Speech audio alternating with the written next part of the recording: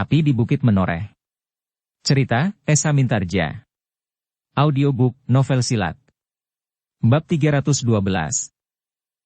Ketika anak muda itu kemudian menyibak kawan-kawannya dan menemui Swandaru sambil mengatakan bahwa gelagah putih ada di tempat itu, Swandaru itu pun bertanya lantang. "Ada apa anak itu kemari?"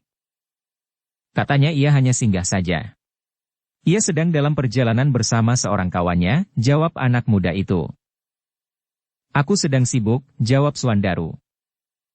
Anak muda yang menyampaikan kehadiran gelagah putih itu mengerutkan keningnya.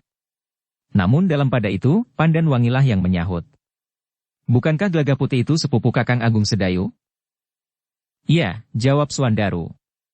"Tetapi aku tidak berkepentingan dengan anak itu." "Tetapi jika ia ingin singgah, bukankah tidak ada salahnya?" berkata Pandan Wangi. "Tetapi aku sedang sibuk sekali sekarang ini," berkata Swandaru pula. Pandan Wangi menarik nafas dalam-dalam. Diperhatikannya kesibukan anak-anak muda di sekitarnya. Mereka memang sedang dicengkam oleh ketegangan. Tetapi Pandan Wangi tidak dapat membiarkan begitu saja kehadiran adik sepupu Agung Sedayu itu. Karena itu, maka ia pun berkata, "Baiklah Kakang. Biarlah aku saja yang menerima mereka. Bukan anak-anak muda di sekitarnya. Mereka memang sedang dicengkam oleh ketegangan." Tetapi Pandan Wangi tidak dapat membiarkan begitu kehadiran adik sepupu Agung Sedayu itu. Swandaru tidak berkeberatan. Katanya, "Nanti jika aku sudah selesai, aku akan kembali. Tetapi aku tidak tahu kapan aku selesai itu." Pandan Wangi mengangguk. Ialah yang kemudian meninggalkan tempatnya menemui gelagah putih.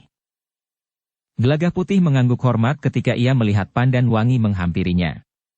Sementara itu Pandan Wangi pun terkejut ketika ia melihat anak muda yang datang bersama gelagah putih.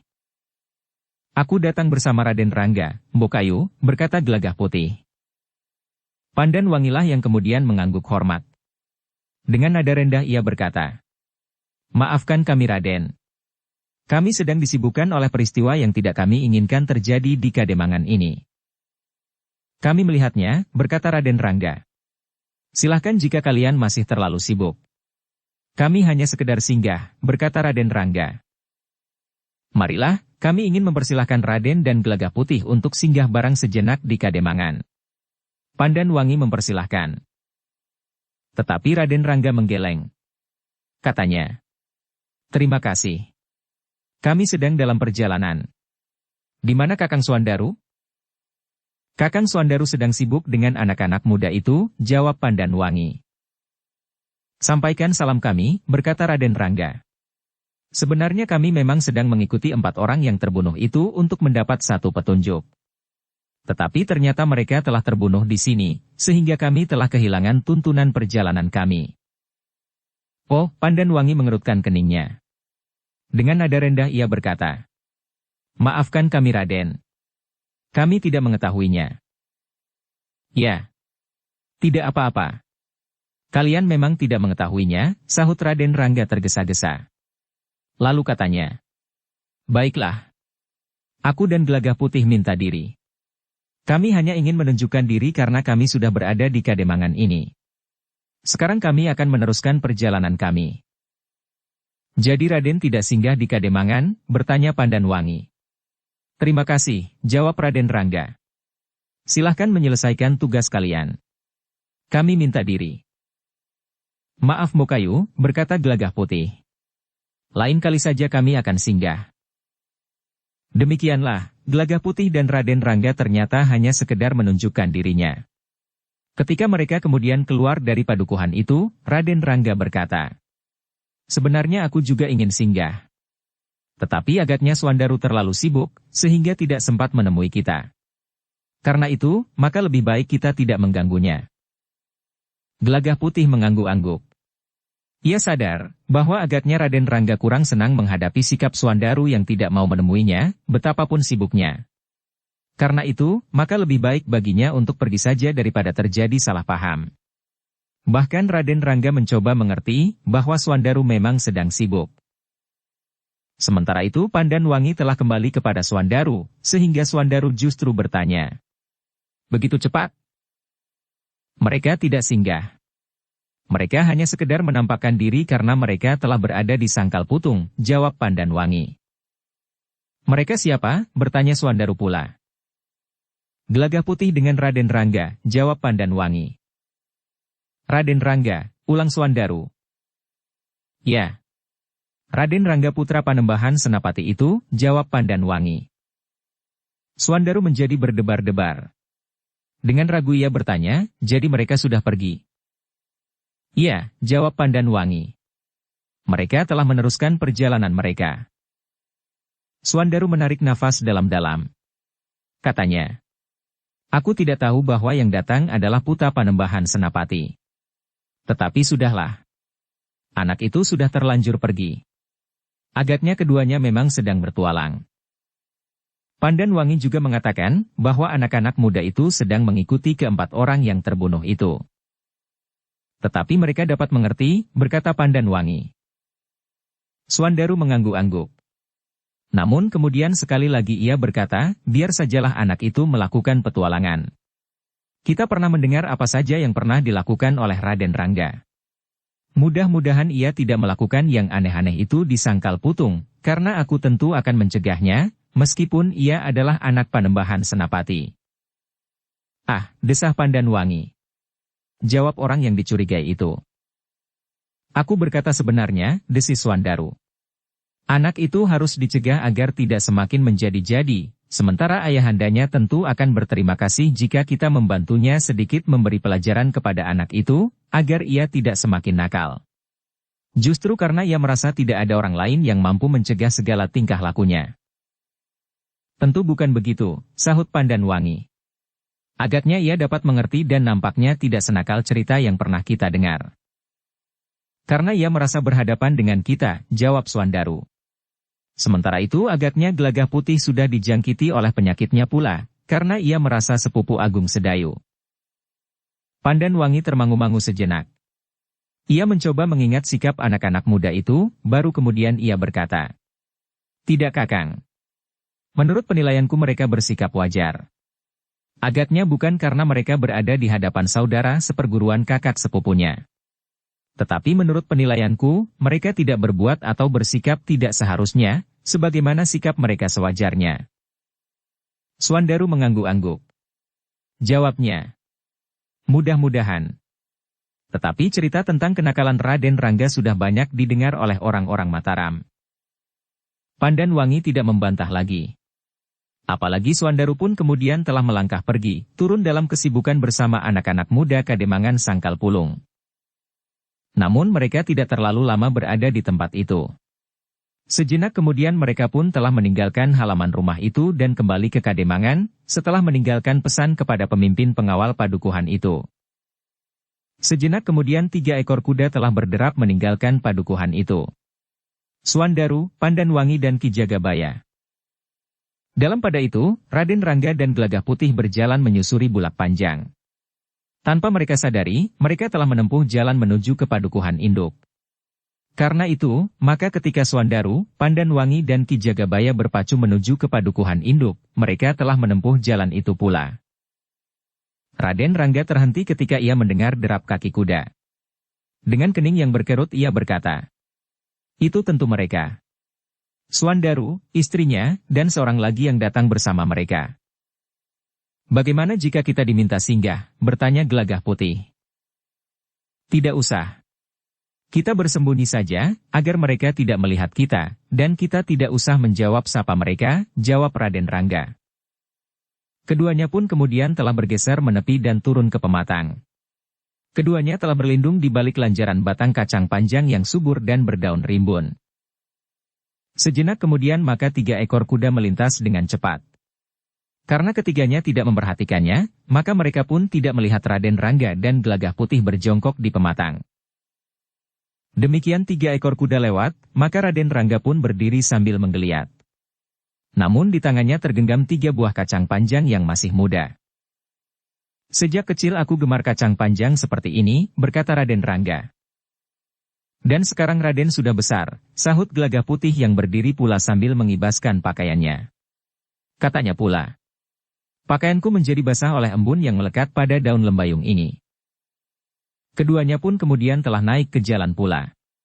Sejenak kemudian keduanya telah melanjutkan perjalanan mereka. Raden Rangga sempat pula mengunyah kacang panjang yang dipetiknya dari batangnya yang subur segar. Agaknya Swandaru itu mempunyai sifat yang berbeda dengan Agung Sedayu, berkata Raden Rangga.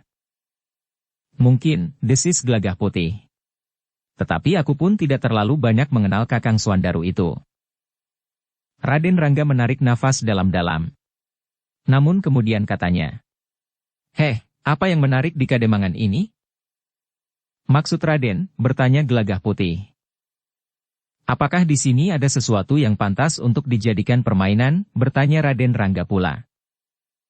"Ah, Raden akan mulai lagi," sahut Gelagah Putih. Raden Rangga mengerutkan keningnya. Namun ia pun tertawa. "Sudahlah Raden," berkata Gelagah Putih. "Pekerjaan kita sudah cukup rumit. Jangan menambah kerumitan tugas ini dengan hal-hal yang tidak ada artinya." Raden Rangga menjawab sambil tertawa. "Aku sebenarnya ingin bermain-main dengan Swandaru barang sejenak. Ia sama sekali tidak menghargai kedatangan kita di sini." "Bukan tidak menghargai," jawab Gelagah Putih.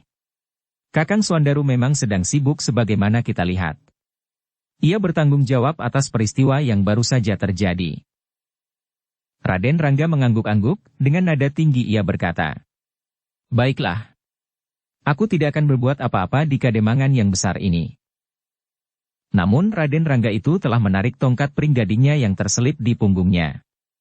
Kemudian digoreskannya tongkat itu pada sepotong pohon turi yang tumbuh di pinggir jalan, berjajar panjang hampir sepanjang bulak. Gelagah Putih menjadi berdebar-debar.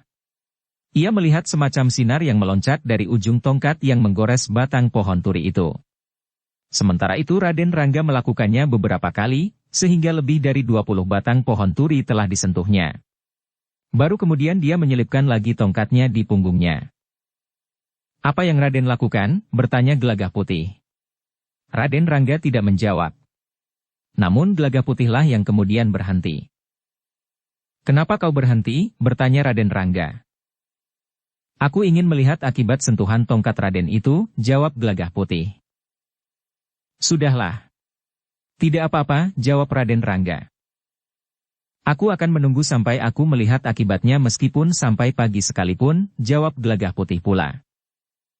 "Aku akan pergi," berkata Raden Rangga. "Silahkan. Aku tinggal di sini," jawab Gelagah Putih. Raden Rangga mengumpat pendek. Namun ia pun terpaksa ikut menunggu pula.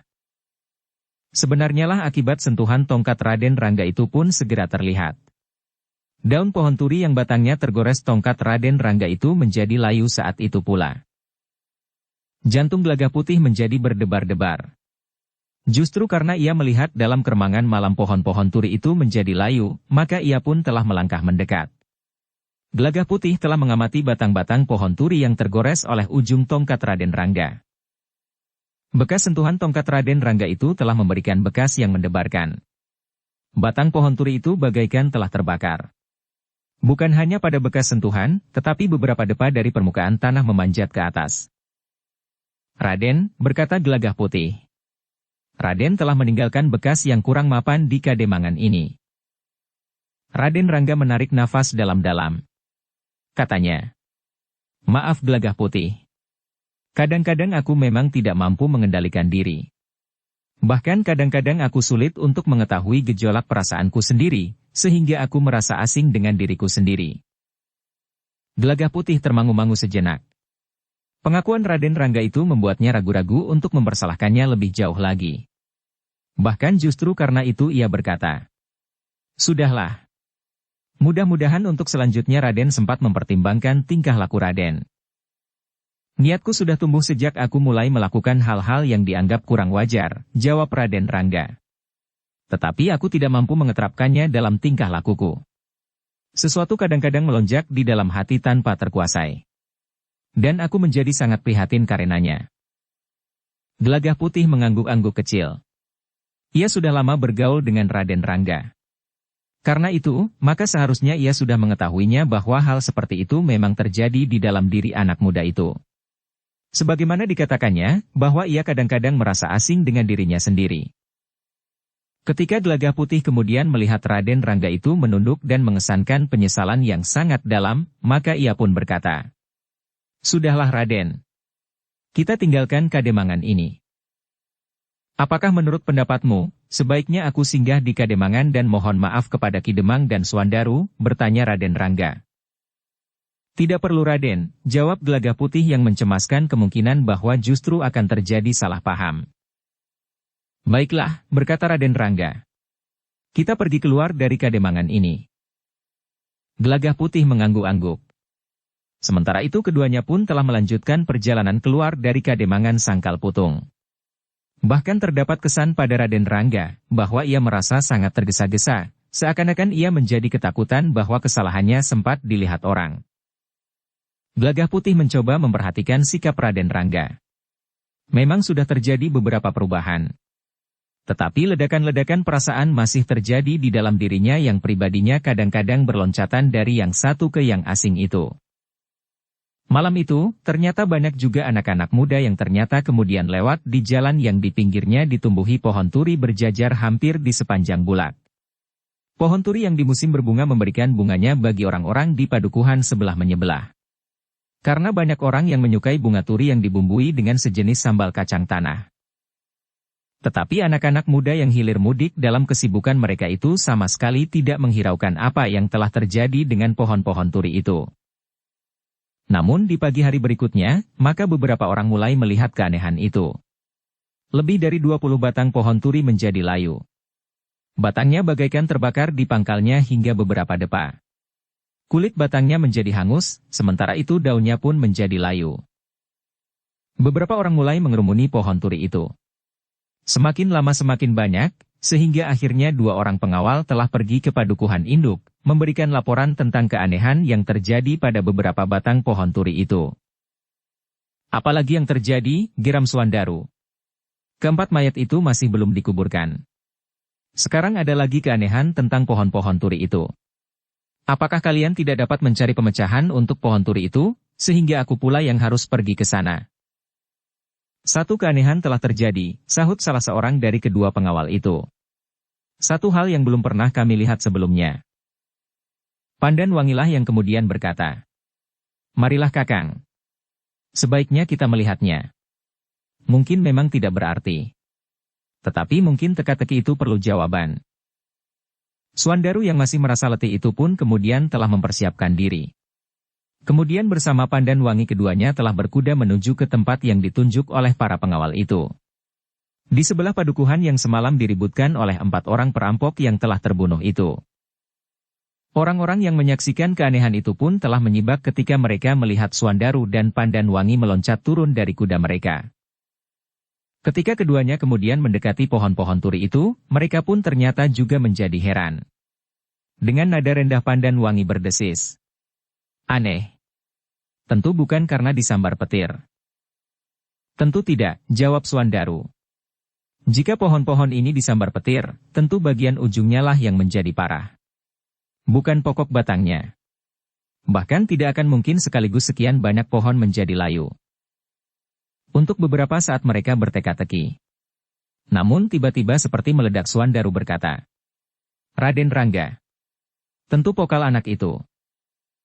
Semua wajah menjadi tegang. Pandan Wangi pun menjadi tegang. Sementara itu, Suandaru pun berkata, "Aku akan menyusulnya. Ia harus bertanggung jawab atas permainannya yang ugal-ugalan ini." Pandan Wangi terkejut mendengar ungkapan kemarahan Suandaru itu. Karena itu, maka dengan tergesa-gesa berkata, "Jangan Kakang. Sudah aku katakan, bahwa anak itu tidak boleh membuat kekisruhan di Kademangan ini. Aku tidak mau dipermainkan oleh anak-anak ingusan seperti itu. Aku akan menyusul Raden Rangga, menyeretnya kemari agar ia mempertanggungjawabkan perbuatannya ini," geram Suandaru. "Raden Rangga bersama-sama dengan Gelagah Putih, Kakang. Gelagah Putih adalah sepupu Kakang Agung Sedayu dan tinggal bersama Kakang Agung Sedayu pula," berkata Pandan Wangi. "Maksudmu, jika anak itu menyampaikannya kepada Kakang Agung Sedayu, maka Kakang Agung Sedayu akan dapat menjadi marah?" "Begitu?" bertanya Suandaru. Lalu katanya, "Aku tidak peduli. Agung Sedayu harus tahu bahwa adik sepupunya itu tidak mempunyai unggah-ungguh. Ia harus tahu bahwa adiknya memang harus mendapat sedikit peringatan, sebagaimana juga Raden Rangga. Namun jika Kakang Agung Sedayu menjadi salah paham dan melakukan langkah-langkah yang tidak sepantasnya, apa boleh buat? Justru aku, yang menjadi saudara mudanya seperguruan, perlu memberikan sedikit peringatan pula kepadanya.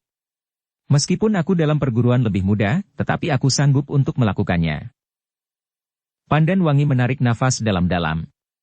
Katanya, Kakang, daripada persoalan akan berlarut-larut, maka aku kira kita harus lebih sabar menghadapi anak-anak nakal itu. Jika Kakang Agung Sedayu marah, mungkin kita masih mempunyai cara untuk meredakannya. Apalagi menurut perhitunganku, Kakang Agung Sedayu tidak akan marah karenanya. Ia akan dapat mengerti, dan bahkan mungkin ia akan berterima kasih. Tetapi bagaimana dengan Panembahan Senapati? Kita tidak tahu pasti, apakah Panembahan Senapati tidak marah jika kita mengambil langkah-langkah untuk sedikit memberinya peringatan?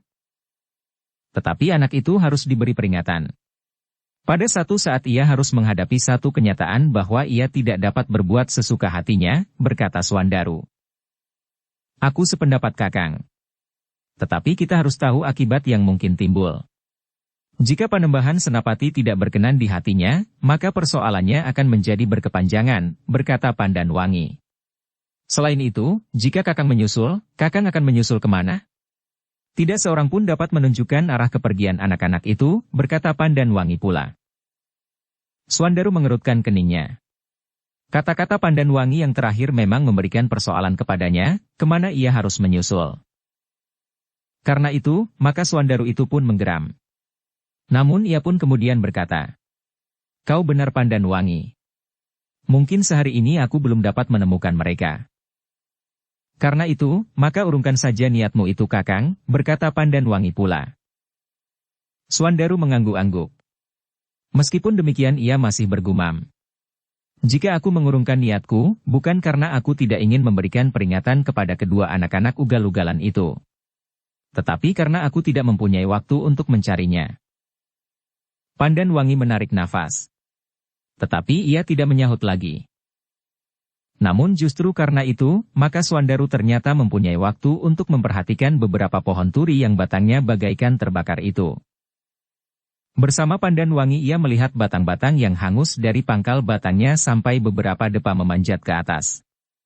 Pohon-pohon itu tentu tidak disambar petir, dan seseorang tentu tidak membakarnya dengan menimbun seonggok kayu di pangkal batangnya dan menyalakannya. Jika demikian maka pekerjaan itu tentu tidak akan selesai dikerjakan semalam suntuk. Dan api pun akan dapat dilihat oleh anak-anak muda yang lewat di tempat itu, atau dari pedukuhan sebelah menyebelah bulak. Swandaru dan Pandan Wangi memang merasa heran melihat bekas yang mendebarkan itu. Namun dengan demikian terbayang oleh mereka kemampuan anak-anak muda yang semalam singgah di Kademangan itu. Mereka kecewa bahwa Kakang Swandaru tidak bersedia menerima mereka, berkata Pandan Wangi di dalam hatinya. Meskipun ia tidak pasti, tetapi ia menduga bahwa hal itu merupakan salah satu sebab, mengapa keduanya telah meninggalkan kesan yang mendebarkan itu. Swandaru pun merasakan pula hal seperti itu. Tetapi bagi Swandaru, kedua anak muda itulah yang harus menunggunya, karena ia baru dalam kesibukan. Namun bagaimanapun juga Swandaru harus memperhatikan kemungkinan yang dapat dilakukan oleh kedua anak itu. Meskipun demikian katanya di dalam hati. Mungkin mereka memiliki permainan untuk membuat pengeram-eram. Tetapi kemampuan Gelagah Putih tidak akan lebih dari kemampuan Agung Sedayu yang menuntunnya dalam olah kanuragan. Sementara itu Agung Sedayu masih harus banyak belajar untuk mencapai tataran yang memadai. Sifatnya yang malas dan cepat puas itulah yang menghambat perkembangan ilmunya. Kitab yang oleh guru diperkenankan untuk dipergunakan bergantian itu pun kadang-kadang tidak diambilnya pada saat-saat yang sudah menjadi haknya. Jika Kakang Agung Sedayu tidak mau merubah cara-cara yang dipergunakan untuk mengembangkan ilmunya, maka ia akan ketinggalan dari anak-anak yang tumbuh kemudian. Untuk beberapa saat Swandaru masih memperhatikan bekas sentuhan tongkat Raden Rangga itu. Tetapi baik Swandaru maupun Pandan Wangi, apalagi anak-anak muda Sangkal Putung, tidak dapat menebak apa yang telah terjadi. Namun bahwa 20 batang pohon lebih telah menjadi kering dan mati merupakan satu kenyataan yang mendebarkan. Marilah, berkata Swandaru kemudian kepada Pandan Wangi. Kita kembali ke Kademangan. Kita akan mencari jawab atas teka-teki ini. Jika perlu kita akan berbicara dengan guru tentang peristiwa ini. Pandan Wangi mengangguk-angguk. Namun ia pun kemudian bertanya. Apakah Kakang akan menemui Kiai Gringsing dan minta petunjuk tentang batang-batang turi ini? Tidak. Aku tidak akan mencari petunjuk kepada siapapun tentang batang-batang turi itu. Kita akan membicarakan sendiri, jawab Swandaru. Lalu apakah yang akan kita bicarakan dengan Kiai Gringsing? Bertanya Pandan Wangi.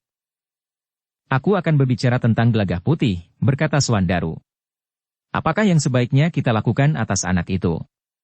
Apakah kita akan pergi ke Tanah Perdikan menoreh dan berbicara dengan Kakang Agung Sedayu, atau kita malahan akan menghadap Panembahan Senapati dan memberitahukan tingkah laku putranya di Kademangan Sangkal Putung? Pandan Wangi menarik nafas dalam-dalam. Tetapi baginya, lebih baik Swandaru berbicara dengan Kiai Gringsing daripada ia langsung bertindak. Pandan Wangi yakin bahwa Kiai Gringsing akan dapat mengendalikan suaminya untuk memilih langkah manakah yang paling baik dilakukan. Sejenak kemudian, maka keduanya pun telah meninggalkan tempat itu tanpa dapat memecahkan teka-teki tentang pohon-pohon turi itu. Mereka tidak dapat membayangkan apakah yang sudah dilakukan oleh anak-anak muda itu, sehingga batang-batang turi itu menjadi bagaikan terbakar. Sepeninggal Swandaru dan Pandan Wangi, masih banyak anak-anak muda yang berkerumun. Mereka sebenarnya menunggu penjelasan Swandaru, apakah yang sebenarnya telah terjadi. Tetapi agaknya Swandaru sendiri belum dapat memecahkan teka-teki itu. Di Kademangan, Swandaru telah mengulangi keinginannya untuk berbicara dengan Kiai Gringsing. Dan agaknya Swandaru bersungguh-sungguh dengan rencananya itu. Kita pergi ke Jati Anom sebentar, berkata Swandaru. Pandan Wangi pun menyadari bahwa Jati Anom bukanlah jarak yang panjang. Karena itu maka mereka akan dapat menyisihkan waktu beberapa saat dan berpacu ke Jati Anom. Untuk apa sebenarnya kalian pergi ke Jati Anom? Bertanya Ki Demang ketika mereka minta diri. Tidak apa-apa, Ayah, jawab Swandaru. Kami hanya ingin mendapat petunjuk apa yang sebaiknya harus kami lakukan atas tingkah laku Gelagah Putih dan Raden Rangga, yang telah meninggalkan bekas dengan sangat tidak mapan.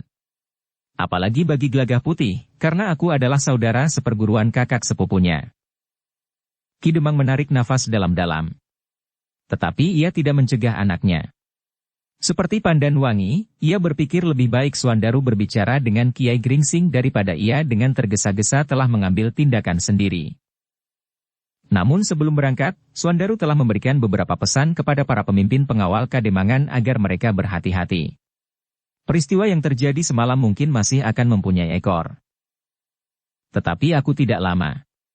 Aku akan segera kembali setelah aku berbicara dengan guru di Jati Anom, berkata Swandaru kepada para pemimpin pengawal. Kemudian kepada Ki Demang ia berkata, jika semua persiapan sudah selesai, biarlah mayat orang-orang yang terbunuh itu dikuburkan tanpa menunggu aku, tetapi seperti yang aku katakan, Kademangan ini harus berjaga-jaga. Mungkin kawan-kawannya akan menuntut balas. Kenapa kau justru pergi? Bertanya Ki Demang. Hanya sebentar, jawab Swandaru. Begitu aku datang di Jati Anom, aku langsung kembali. Sebelum matahari turun, aku sudah berada di Kademangan ini kembali. Baiklah. Kau harus benar-benar cepat kembali, berkata Ki Demang. Tetapi menurut perhitunganku, kawan-kawannya tidak akan berani memasuki Kademangan ini lagi, berkata Swandaru. Mudah-mudahan, sahut Ki Demang. Demikianlah, Swandaru dan Pandan Wangi dengan diam-diam tanpa pengawal telah meninggalkan Sangkal Putung. Namun dalam keadaan yang gawat, keduanya telah bersiap dengan kelengkapan yang memadai. Pedang rangkap Pandan Wangi berada di lambungnya sebelah menyebelah, sementara Swandaru telah membelitkan cambuknya di lambung. 2 ekor kuda telah berpacu menuju ke Jati Anom. Rasa-rasanya mereka tidak lebih lambat dari angin yang bertiup menggerakkan batang-batang padi di sawah yang basah digenangi air sampai ke bibir pematang. Ternyata mereka memang tidak membutuhkan waktu yang terlalu lama. Beberapa saat kemudian mereka telah menyusuri tepi hutan buruan yang tidak terlalu lebat. Kemudian berbelok dan melintasi daerah yang subur lagi, memasuki daerah Macanan. Dalam waktu yang pendek mereka telah melintasi Dukuh Pakuan, dan beberapa saat kemudian mereka telah memasuki Kademangan Jati Anom. Tetapi mereka tidak menuju ke padukuhan induk. Mereka menuju ke sebuah padepokan kecil yang agak terpencil. Padepokan Kiai Gringsing. Ketika mereka sampai ke regol padepokan, keduanya pun telah meloncat turun. Keduanya pun telah menuntun kuda mereka memasuki halaman padepokan yang bersih terawat. Seorang cantrik yang melihat kedatangan mereka, dengan tergesa-gesa telah menyongsongnya. Cantrik itu telah minta kuda-kuda mereka untuk diikat di patok yang tersedia, dan mempersilahkan keduanya naik ke pendapa. "Silahkan naik," berkata cantrik itu. "Aku akan menyampaikannya kepada Kiai Gringsing." "Terima kasih," jawab Pandan Wangi. Kedua orang suami istri dari Sangkal Putung itu pun kemudian naik ke pendapa. Baru saja mereka duduk, maka Kiai Gringsing pun telah keluar dari ruang dalam. Sambil tersenyum ia menyapa. "Selamat datang di padepokan kecil ini." Suandaru dan Pandan Wangi mengangguk dalam-dalam. Dengan nada datar Suandaru berkata, "Kami berdua telah datang untuk menghadap guru. Mohon maaf jika kami telah mengganggu." Kiai Gringsing tertawa. Katanya, "Aku tidak pernah merasa terganggu dengan kedatangan kalian. Justru aku merasa bahwa padepokan ini menjadi lebih hidup dan segar." Kiai Gringsing yang kemudian duduk pula bersama Suandaru dan Pandan Wangi telah menanyakan juga keselamatan keluarga di Sangkal Putung. Baru kemudian Kiai Gringsing bertanya, "Apakah kalian berdua datang untuk sekedar menengok keselamatanku dan para cantrik di padepokan ini, atau kalian memang mempunyai keperluan yang khusus?" Suandaru menarik nafas dalam-dalam. Katanya, "Guru, kami datang untuk menengok guru dan padepokan ini, yang sudah agak lama tidak aku lihat. Tetapi kecuali itu, kami juga mempunyai kepentingan yang lain yang akan kami sampaikan kepada guru." "Baiklah," berkata Kiai Gringsing.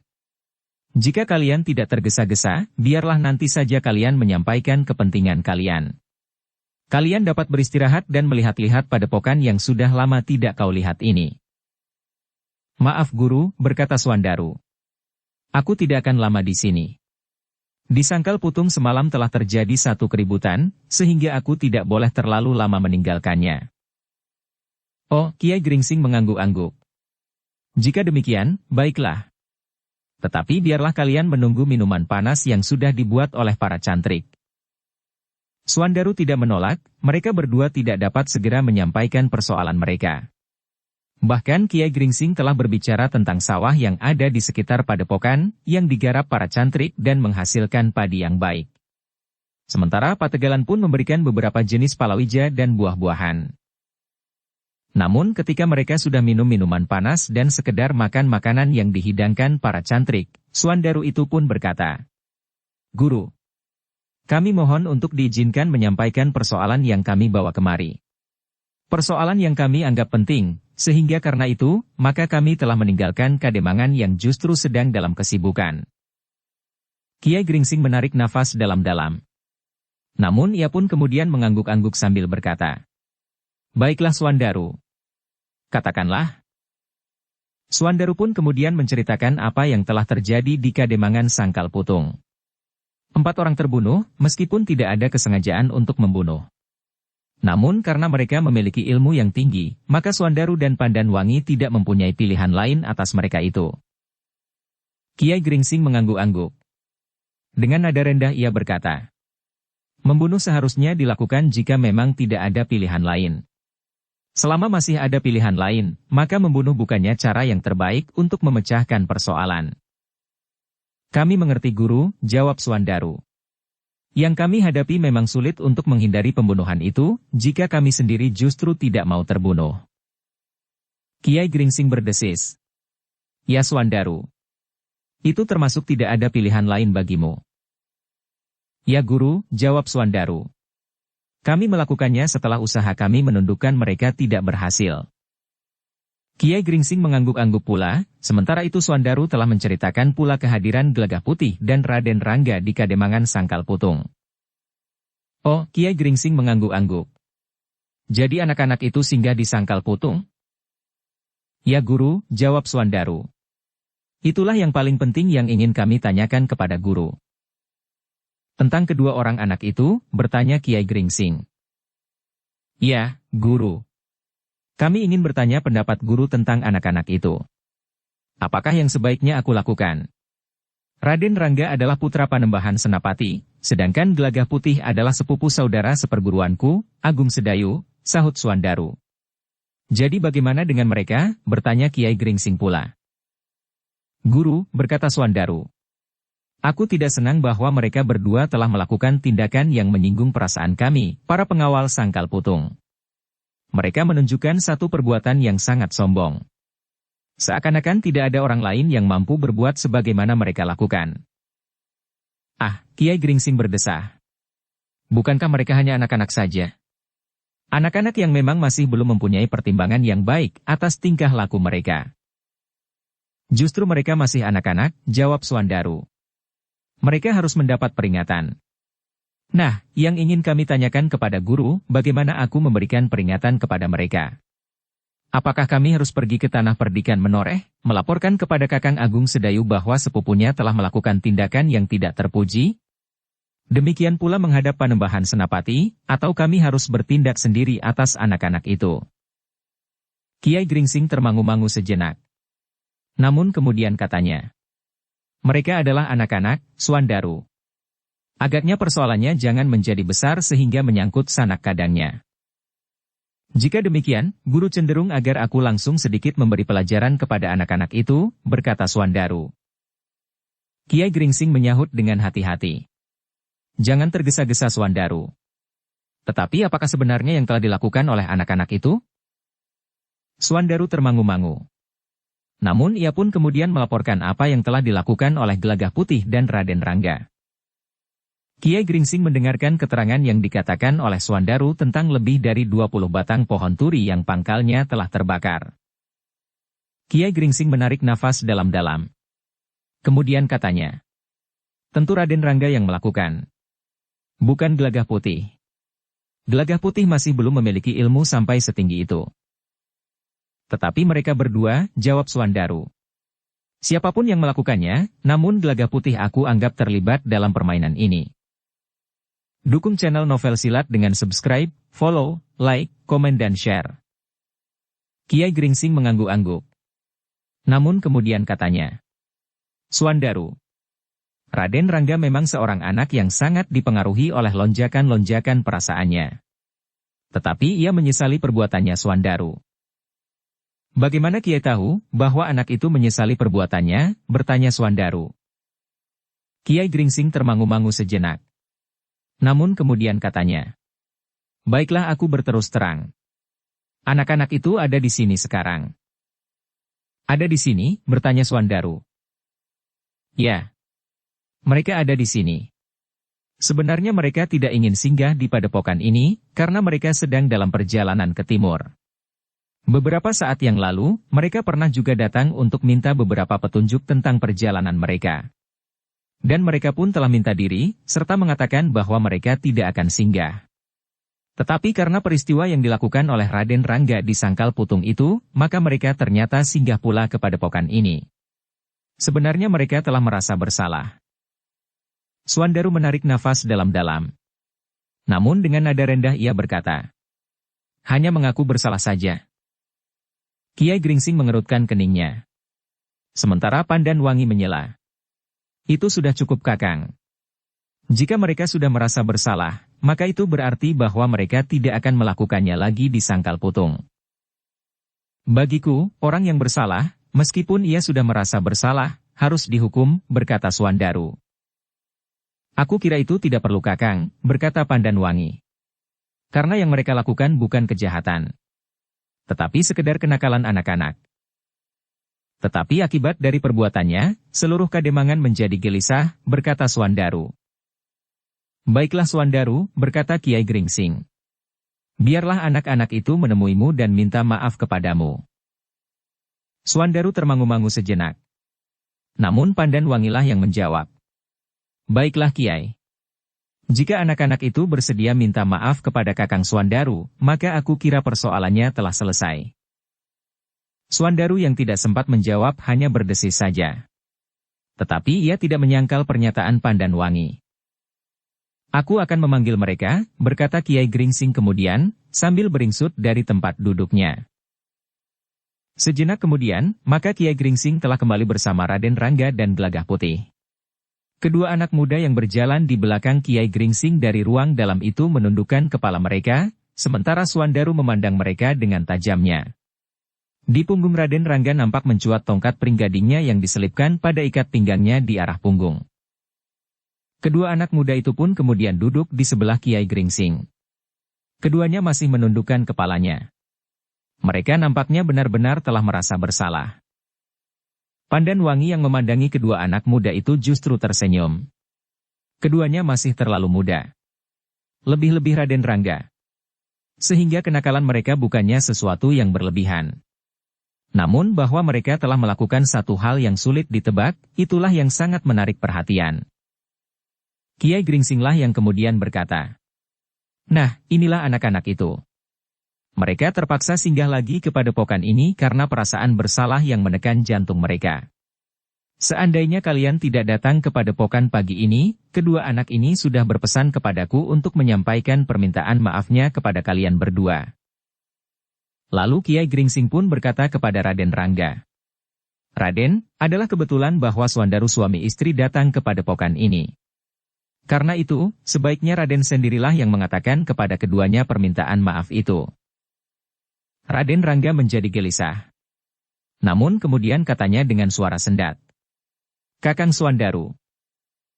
Gelagah Putihlah yang dengan serta-merta berpaling kepadanya. Raden Rangga jarang sekali mempergunakan sebutan untuk memanggil nama seseorang, kecuali orang-orang tua atau orang-orang yang sangat dihormatinya. Karena itu, Gelagah Putih pun merasa tenang bahwa agaknya dengan demikian Raden Rangga benar-benar akan minta maaf. Dalam pada itu Raden Rangga pun meneruskannya. "Aku minta maaf kepadamu. Agaknya permainanku tidak berkenan di hatimu. Aku berjanji untuk tidak akan berbuat lagi di Kademangan Sangkal Putung." Wajah Suandaru menegang. Tetapi ia berkata dengan nada berat, "Bagaimana dengan kau Gelagah Putih?" Gelagah Putih beringsut setapak. Meskipun ia tidak berbuat apa-apa, namun ia pun berkata, "Aku juga minta maaf Kakang.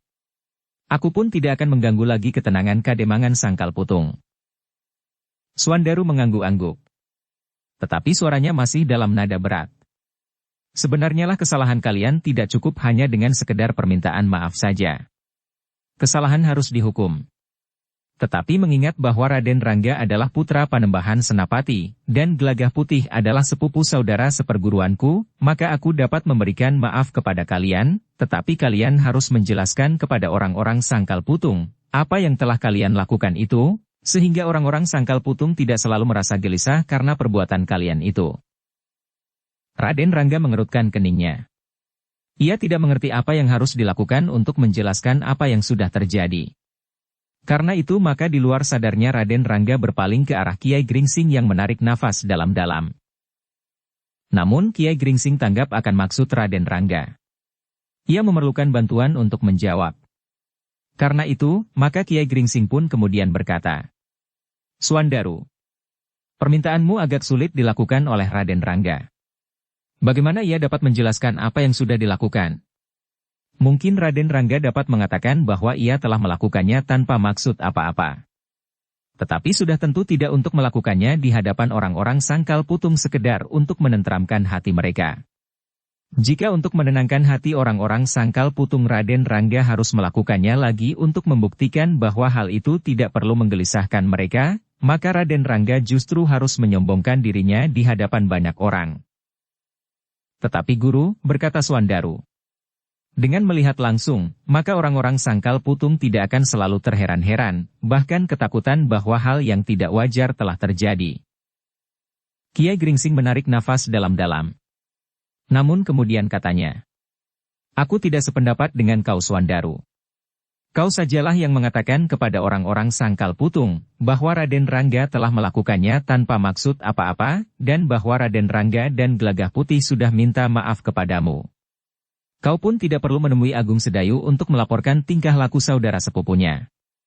Apalagi untuk menghadap Panembahan Senapati menyampaikan kenakalan putranya, yang sudah mengakui kesalahan dan minta maaf kepadamu."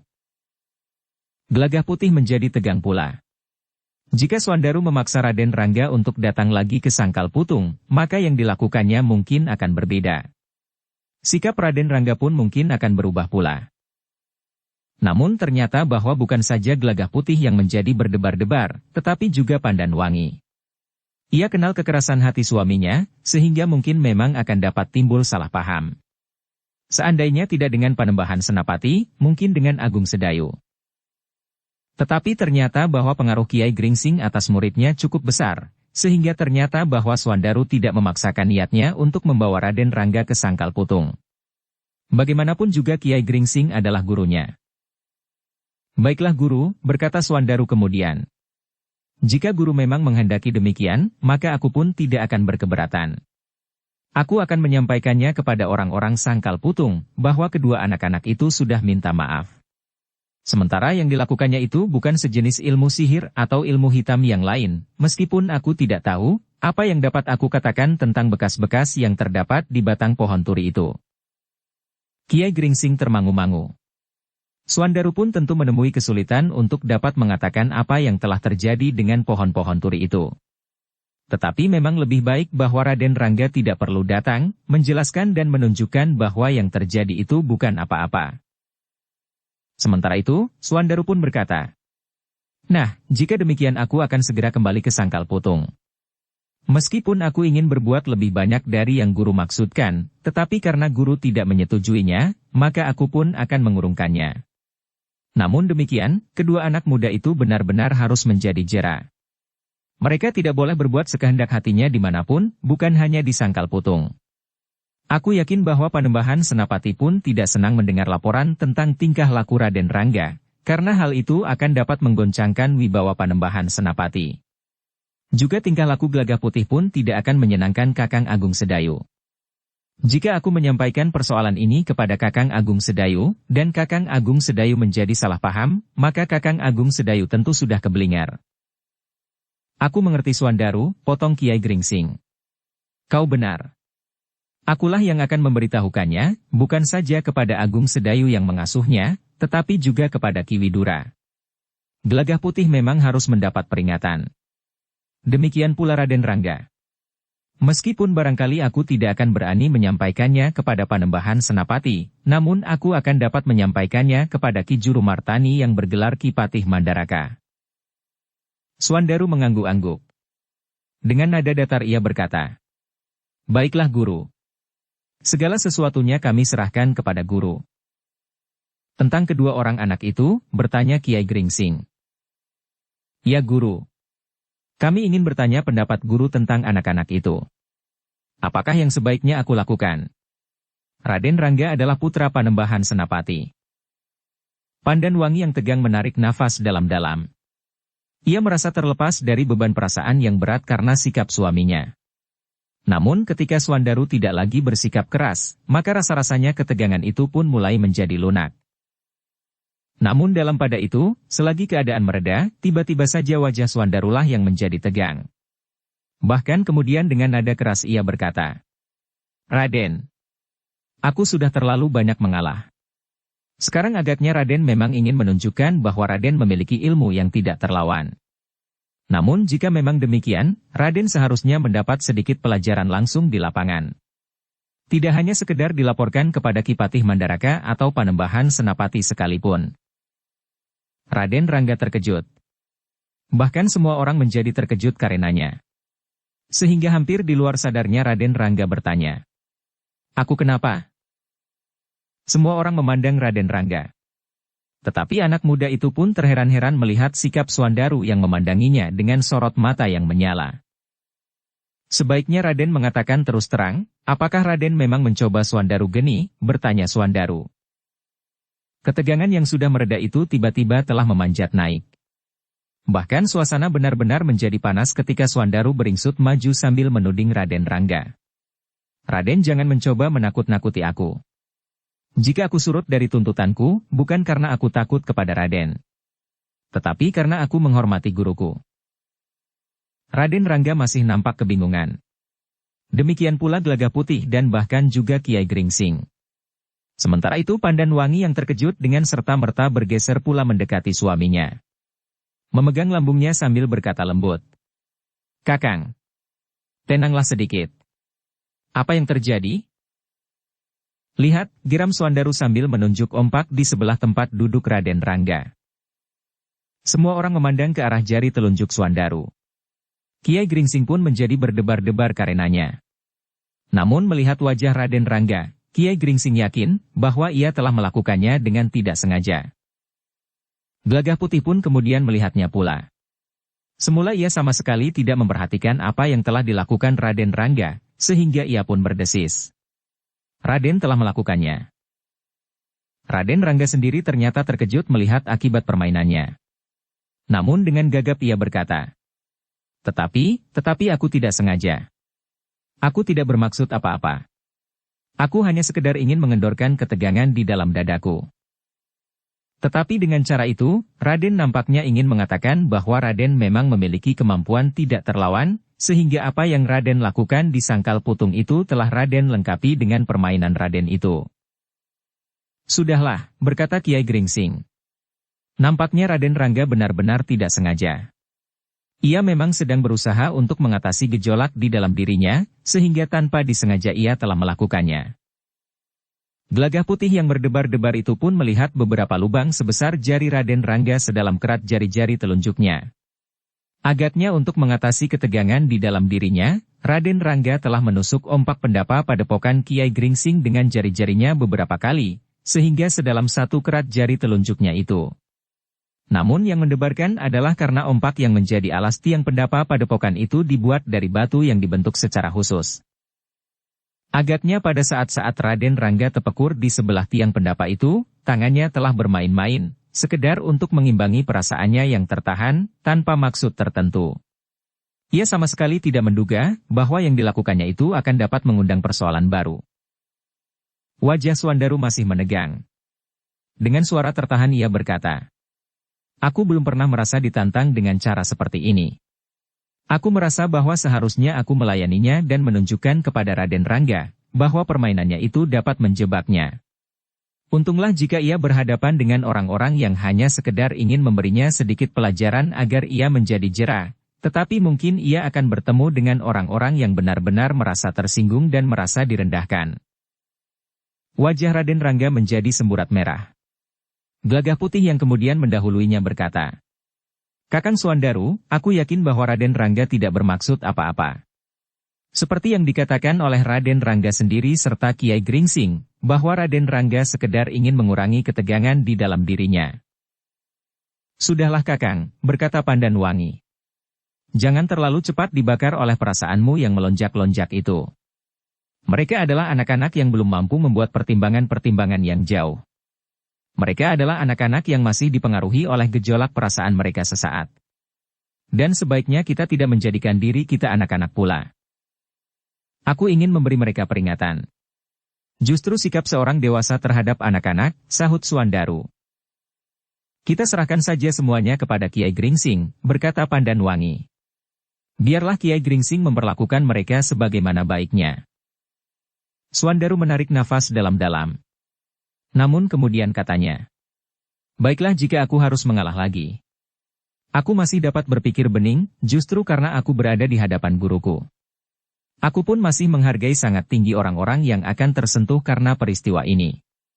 Karena itu, selagi aku sempat menahan diri, biarlah aku mohon diri guru. Baiklah Suandaru, berkata Kiai Gringsing. Baik-baiklah di jalan.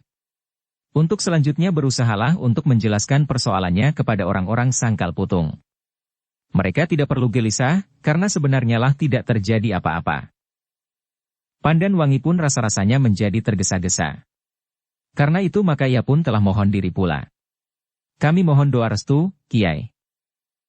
Kita akan bersama-sama berdoa, berkata Kiai Gringsing. Semoga hati kita selalu jernih karenanya. Demikianlah, maka sejenak kemudian Suandaru dan Pandan Wangi telah turun ke halaman. Gelagah Putih pun telah ikut menuruni tangga pula bersama Raden Rangga.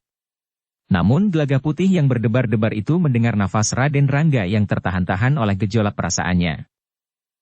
Sementara itu Kiai Gringsing telah mengikuti Suandaru dan Pandan Wangi melintasi halaman. Ternyata Pandan Wangi sempat melambaikan tangannya kepada Gelagah Putih dan Raden Rangga sambil berkata, "Marilah, lain kali singgahlah barang sejenak." "Terima kasih Mbokayu," jawab Gelagah Putih sambil mengangguk. Meskipun agak dipaksakan, Raden Rangga pun telah mengangguk pula dengan hormatnya. Sejenak kemudian Swandaru dan Pandan Wangi itu pun telah meloncat ke punggung kudanya. Setelah sekali lagi mereka mohon diri sambil mengangguk hormat, maka kedua ekor kuda itu pun telah berderap meninggalkan regol halaman padepokan kecil. Namun demikian derap kuda itu menjauh, maka tiba-tiba saja Raden Rangga telah meloncat ke halaman samping. Kedua tangannya pun tiba-tiba telah terayun ke arah segerumbul pohon perdu dalam tatanan hiasan halaman padepokan itu. Gelagah Putih terkejut. Tetapi itu sudah terjadi. Gerumbul perdu itu bagaikan meledak dan sekejap kemudian tinggal asap tipis mengepul ditiup angin dan debu kasar yang berhamburan. "Raden," Gelagah Putih hampir berteriak. "Apa yang Raden lakukan?" Kiai Gringsing yang masih berada di regol pun terkejut. Ketika ia berpaling, ia melihat apa yang terjadi. Namun kemudian dengan nada rendah ia menyahut kata-kata Gelagah Putih. "Biarlah Gelagah Putih. Aku dapat mengerti." Ketegangan di dada Raden Rangga telah demikian menyesakkannya, sehingga ia memang perlu berbuat sesuatu. Ternyata pertimbangan nalar Raden Rangga masih tetap jernih, sehingga ia telah memilih sasaran yang tidak berbahaya. Raden Rangga berdiri tegak sambil menundukkan kepalanya. Terdengar suaranya rendah. "Maaf Kiai." "Tidak apa-apa Raden. Aku mengerti. Gerumbul perdu itu akan dapat diganti dengan tanaman baru. Dalam waktu dekat, segalanya akan pulih kembali," sahut Kiai Gringsing. "Aku tidak dapat menahan perasaan yang bergejolak di dalam dadaku Kiai. Jika tidak ada Kiai di sini, mungkin aku tidak dapat mengekang diri lagi. Kiai adalah orang yang aku hormati sebagaimana aku menghormati Eyang Mandaraka, karena dari Eyang Mandaraka aku banyak mendengar tentang Kiai. Bahkan ayahanda pun menaruh hormat yang tinggi terhadap Kiai," desis Raden Rangga. "Sudahlah. Marilah kita duduk kembali. Kita dapat berbicara dengan tenang dan tidak mencari kesalahan. Memang kita tidak boleh ingkar, bahwa benturan sifat dan watak dalam pergaulan itu akan dapat terjadi. Yang tidak menarik perhatian bagi seseorang, mungkin merupakan persoalan yang dianggap penting bagi orang lain. Yang wajar terjadi, dianggap telah menyinggung perasaan. Itulah sebabnya kita harus mengembangkan tenggang rasa di antara sesama, sehingga akan dapat mengurangi kemungkinan-kemungkinan buruk yang dapat terjadi dalam sentuhan sifat dan watak seseorang," berkata Kiai Gringsing kemudian. Raden Rangga tidak menyahut. Namun kemudian mereka pun telah dibawa naik ke pendapa dan kembali duduk bersama-sama. "Masih ada minuman dan makanan," berkata Kiai Gringsing. Sementara itu Gelagah Putih masih sempat memperhatikan ompak batu yang menjadi alas tiang di pendapa itu, yang berlubang-lubang sedalam kerat jari. "Bukan main," berkata Gelagah Putih di dalam hatinya. Sementara itu, Swandaru dan Pandan Wangi telah berpacu meninggalkan padepokan Kiai Gringsing di Jati Anom. Meskipun mereka tidak dalam kecepatan sepenuhnya, namun kuda mereka berlari cepat melintasi jalan-jalan bulak. Namun jika mereka memasuki padukuhan-padukuhan, maka mereka terpaksa mengurangi kecepatan laju kuda mereka. Dalam pada itu, Swandaru sempat juga berkata, "Anak itu ternyata memang sombong sekali. Jika tidak ada guru, maka aku benar-benar ingin menghajarnya agar ia menjadi jera. Aku yakin bahwa Panembahan Senapati tidak akan marah. Atau jika ia marah, maka ia bukan seorang pemimpin yang baik, yang membiarkan anaknya berbuat sesuka hatinya hanya karena ia anak seorang pemimpin. Aku kira Panembahan Senapati memang tidak menghendaki anaknya berbuat seperti itu Kakang," berkata Pandan Wangi. "Tetapi jika tidak ada orang yang berani mencegahnya, ia akan terus-menerus melakukannya," berkata Swandaru. "Namun lepas dari usaha untuk mencegahnya, anak itu memang memiliki sesuatu yang sulit dimengerti," berkata Pandan Wangi. "Kita memang akan menemui kesulitan, bagaimana kita akan menjelaskan, bahwa sekitar 20 batang pohon turi telah terbakar tanpa mempergunakan api. Mungkin itu memang satu pengeram-eram. Tetapi belum tentu dalam benturan ilmu yang sebenarnya ia akan mampu bertahan sepenginang," jawab Swandaru. "Memang mungkin," jawab Pandan Wangi. Tetapi bagi orang kebanyakan memang sulit dimengerti bagaimana ia dapat melubangi batu ompak itu dengan jari-jarinya. Swandaru mengerutkan keningnya. Namun kemudian ia menjawab. Itulah yang dapat dilakukannya. Mungkin ia sudah merambah ke dalam lingkungan ilmu sihir, atau bahkan ilmu hitam, yang sekedar mampu membuat pengeram-eram. Namun jika benar-benar dihadapi dengan sikap dan pribadi yang utuh, maka ilmu seperti itu tidak akan berarti apa-apa. Di hadapan orang yang berkepribadian kuat, ilmu sihir tidak akan dapat berlangsung dalam pengeterapannya. Pandan Wangi tidak menjawab lagi. Namun sebenarnya lah ia memang mengagumi kemampuan Raden Rangga. Yang dilakukan adalah sesuatu yang tidak dapat dilakukan oleh orang lain. Meskipun Pandan Wangi sendiri memiliki kelebihan dalam olah kanuragan. Pandan Wangi memiliki dasar ilmu yang mampu membingungkan lawannya dengan kemampuannya melepaskan kekuatan kewadagan mendahului wujud kewadagannya itu sendiri. Namun Pandan Wangi pun memiliki kemampuan dasar untuk menyentuh sasaran dari jarak tertentu. Bahkan dalam perkembangannya, Pandan Wangi mampu menyerang lawannya pada jarak tertentu, meskipun masih harus dikembangkannya lebih lanjut. Namun demikian, ia tetap tidak dapat memecahkan teka-teki tentang pohon-pohon turi itu. Ia hanya dapat menduga bahwa Raden Rangga mampu menghancurkan sasaran sebagaimana dapat dilakukan oleh orang-orang tua yang mereka kagumi. Tetapi dengan demikian, maka sebenarnya lah bahwa Swandaru pun harus menilai kemampuan anak yang masih terlalu muda itu, meskipun agaknya Swandaru condong menganggap bahwa yang dilakukan oleh Raden Rangga itu sekedar pengeram-eram, namun yang tidak memiliki kekuatan dalam benturan ilmu yang sebenarnya. Memang agak berbeda dengan penilaian Pandan Wangi. Pandan Wangi yang sudah merambah ke dalam kekuatan yang bukan saja berlandasan kepada kemampuan wadak serta tenaga cadangan betapapun besarnya di dalam diri, namun sudah mulai berhubungan dengan getaran yang ada di lingkungan geraknya, maka ia lebih dapat mendekati kenyataan kekuatan yang dipergunakan oleh Raden Rangga. Tetapi Pandan Wangi tidak ingin berbantah dengan suaminya, sehingga karena itu, maka ia pun kemudian hanya berdiam diri saja. Namun dalam pada itu, kuda mereka masih berpacu terus. Mereka melintasi bulak-bulak panjang dan pendek, menerobos padukuhan-padukuhan dan menyusuri tepi-tepi hutan rindang. Ketika kemudian mereka memasuki Kademangan Sangkal Putung, maka suasana di Kademangan itu agaknya telah hampir pulih kembali, meskipun masih nampak agak sepi. Ketika mereka melewati sebuah pasar di sebuah padukuhan, maka nampak pasar itu memang agak lengang. Sementara itu, Swandaru dan Pandan Wangi sengaja melewati jalan yang di pinggirnya terdapat batang pohon turi yang terbakar pada pangkalnya itu. Ternyata di sekitar pohon-pohon turi itu masih terdapat beberapa orang yang memperhatikannya. Bahkan ketika mereka melihat Swandaru lewat, mereka seakan-akan bertanya, apakah yang telah terjadi? Swandaru yang jantungnya sudah berdetak wajar, tiba-tiba telah menjadi semakin cepat lagi. Kepada Pandan Wangi ia berdesis. Anak itu harus dibawa kemari. Ialah yang harus menjelaskan apa yang telah terjadi. Permainan sihirnya itu pun harus dikatakannya kepada orang-orang itu. Pandan Wangi menarik nafas dalam-dalam. Namun kemudian ia pun berkata, Kakang, sebaiknya orang-orang itu diminta untuk meninggalkan pohon turi yang menjadi layu dan kering itu. Tidak ada apa-apa yang terjadi. Memang mungkin satu hal yang ganjil. Tetapi tidak untuk direnungi dan dipikirkan. Swandaru menggeretakkan giginya. Namun ia pun kemudian mendekat sambil bicara kepada orang-orang yang berkerumun itu. Aku sudah berhasil menyusul orang yang melakukan permainan sihir ini. Orang itu sudah minta maaf kepadaku.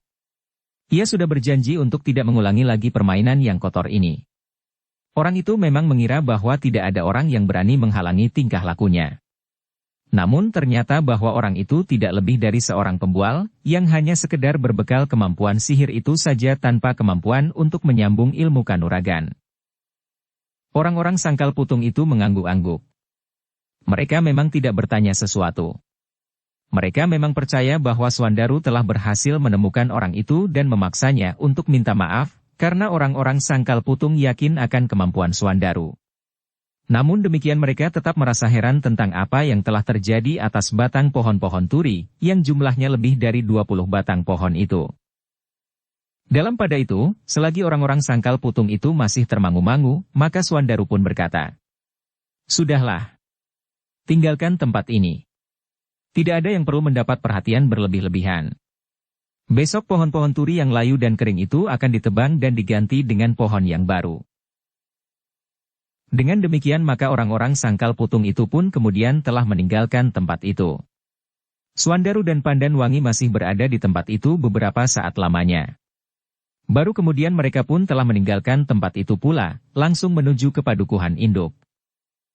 Di rumahnya Suandaru telah menerima 2 orang pemimpin pengawal Kademangan yang memberikan laporan tentang penguburan orang-orang yang semalam terbunuh di Kademangan itu.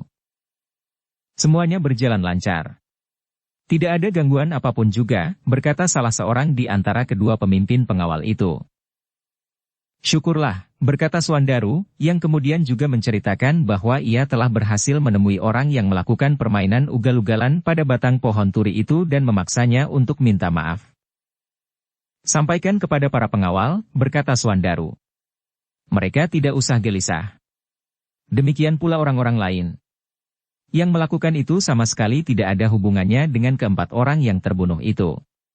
Bahkan seandainya ada, maka orang itu pun agaknya tidak akan mampu melakukan apapun lagi sekarang, sebagaimana yang 4 orang itu. Para pengawal itu mengangguk-angguk. Sebagaimana orang lain, maka mereka pun percaya sepenuhnya kepada Suandaru yang memang merupakan orang terbaik di Sangkal Putung, terutama dalam olah kanuragan, serta kemampuannya mengatur pemerintahan. Bahkan Ki Demang yang mempunyai pengalaman yang jauh lebih banyak dari Suandaru dalam pemerintahan di Sangkal Putung, nampaknya harus lebih banyak menyerahkan pimpinan kepada Suandaru. Karena itu maka bagi para pengawal, Suandaru merupakan orang yang menjadi puncak pimpinan mereka. Sehingga apa yang dikatakan oleh Suandaru, bagi para pengawal merupakan kepastian dan kebenaran yang mereka percaya sepenuhnya. Demikianlah, maka Suandaru pun telah memerintahkan agar kedua pengawal itu segera menyampaikan kepada para pemimpin yang lain, sebagaimana dikatakannya. Dalam pada itu, Raden Rangga dan Gelagah Putih masih tetap berada di padepokan Kiai Gringsing di Jati Anom. Dalam kesempatan itu Kiai Gringsing telah memberikan pesan-pesan lebih banyak kepada kedua anak muda itu, justru karena telah timbul persoalan dengan Suandaru. Raden harus mampu melihat tugas Raden yang besar dan berat itu, berkata Kiai Gringsing. Sehingga karena itu, jangan timbul persoalan-persoalan yang dapat menghambat tugas Raden, yang sebenarnya dapat dihindari. Karena jika Raden gagal menjalankan tugas sebelum Raden mulai dengan tugas itu yang sebenarnya, maka kegagalan Raden itu adalah kegagalan yang sia-sia. Berbeda dengan kegagalan yang terjadi justru dalam tugas itu sendiri. Meskipun gagal, namun Raden dan Gelagah Putih adalah seorang utusan seorang raja yang setia.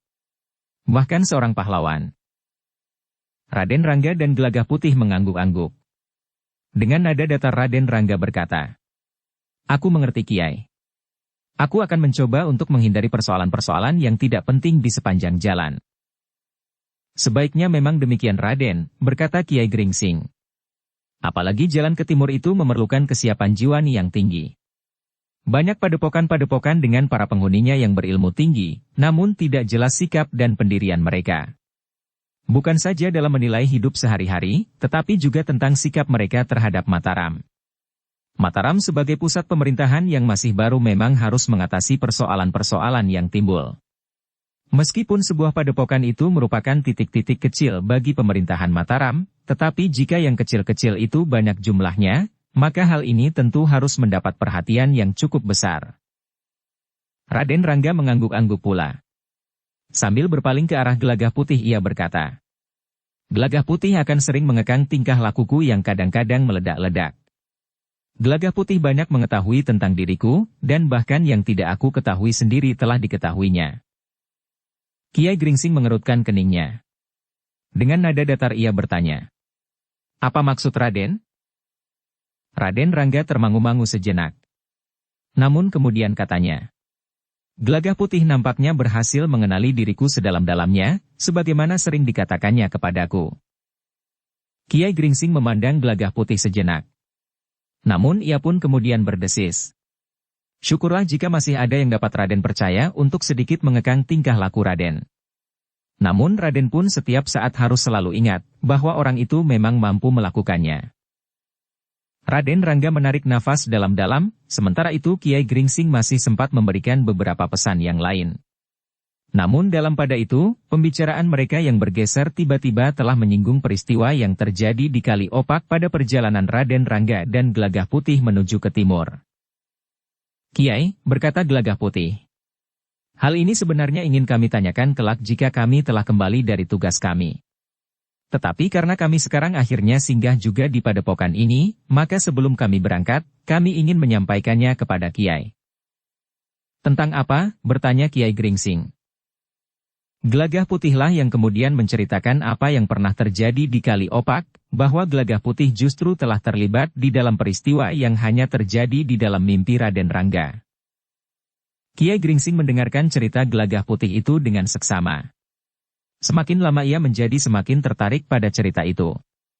Dengan mengangguk-angguk kecil, Kiai Gringsing kemudian berkata setelah Gelagah Putih selesai menceritakan peristiwa itu. Memang aneh Gelagah Putih. Peristiwa itu terjadi di dalam mimpi Raden Rangga. Tetapi sebagian dari mimpi itu justru merasa kau alami. Biasanya mimpi itu adalah persoalan pribadi yang tidak ada sangkut pautnya dengan peristiwa yang terjadi atas orang lain pada mimpi itu. Yang pernah terjadi adalah mimpi yang menjadi isyarat dari peristiwa yang akan terjadi. Itu pun merupakan teka-teki yang tidak selalu dapat ditebak. Karena sebenarnya lah tidak semua mimpi dapat dicari maknanya. Kiai Gringsing berhenti sejenak, lalu katanya pula. Namun yang terjadi atas kalian ternyata terlalu asing. Mimpi itu dialami oleh Raden Rangga dalam tidurnya, sehingga tidak terjadi sesuatu di luar diri Raden Rangga. Namun Gelagah Putih itu justru merasa mengalami sesuatu sebagaimana peristiwa yang terjadi di dalam mimpi Raden Rangga, meskipun tidak lengkap. Ya Kiai, sahut Gelagah Putih. Itulah yang telah terjadi. Kiai Gringsing termangu-mangu sejenak. Namun kemudian katanya. Tentu tidak seorang pun yang tahu dengan pasti Gelagah Putih. Bahkan kiwas kita pun akan ragu-ragu mengurainya.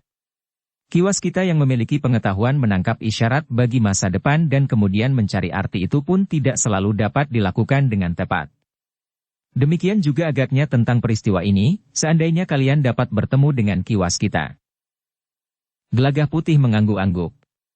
Namun katanya, mungkin pada suatu saat kami ingin bertemu dengan kiwas kita. Namun sementara ini barangkali Kiai dapat memberikan setidak-tidaknya pendapat Kiai tentang hal ini. Kiai Gringsing mengangguk-angguk. Katanya, satu pendapat belum tentu mengandung kebenaran. Karena itu, pendapatku pun belum tentu mengandung kebenaran.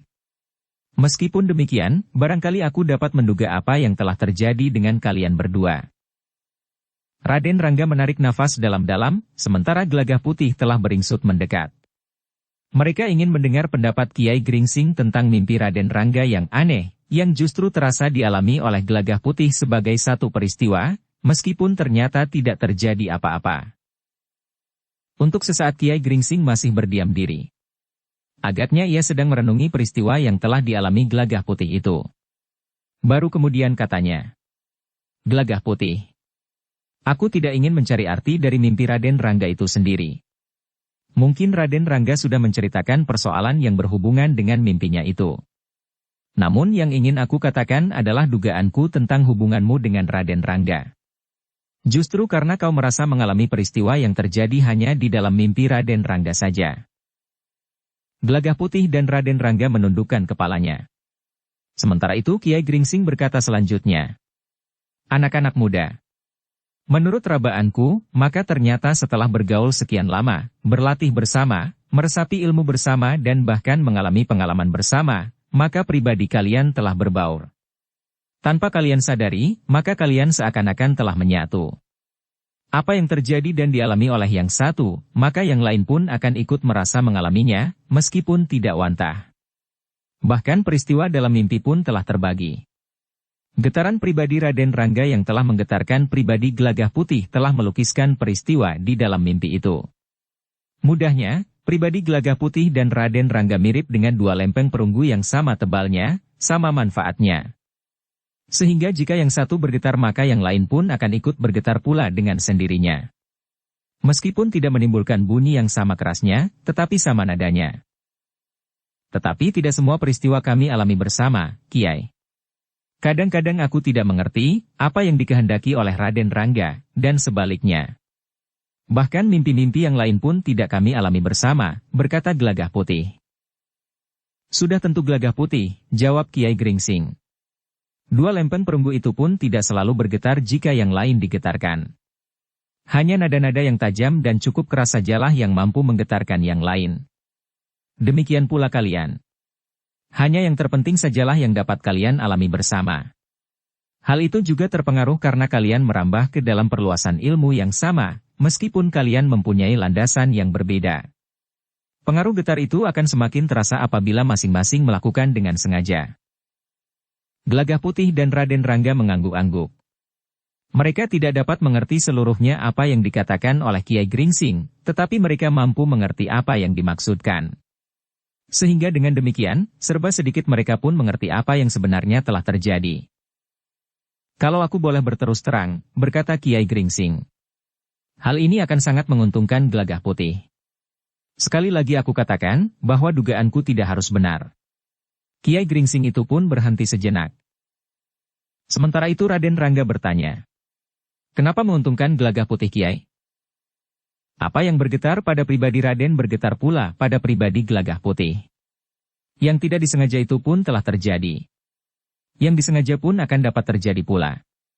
Semakin keras sumbernya bergetar, maka yang lain pun akan bergetar semakin keras pula, meskipun tidak akan dapat menyamai sumbernya.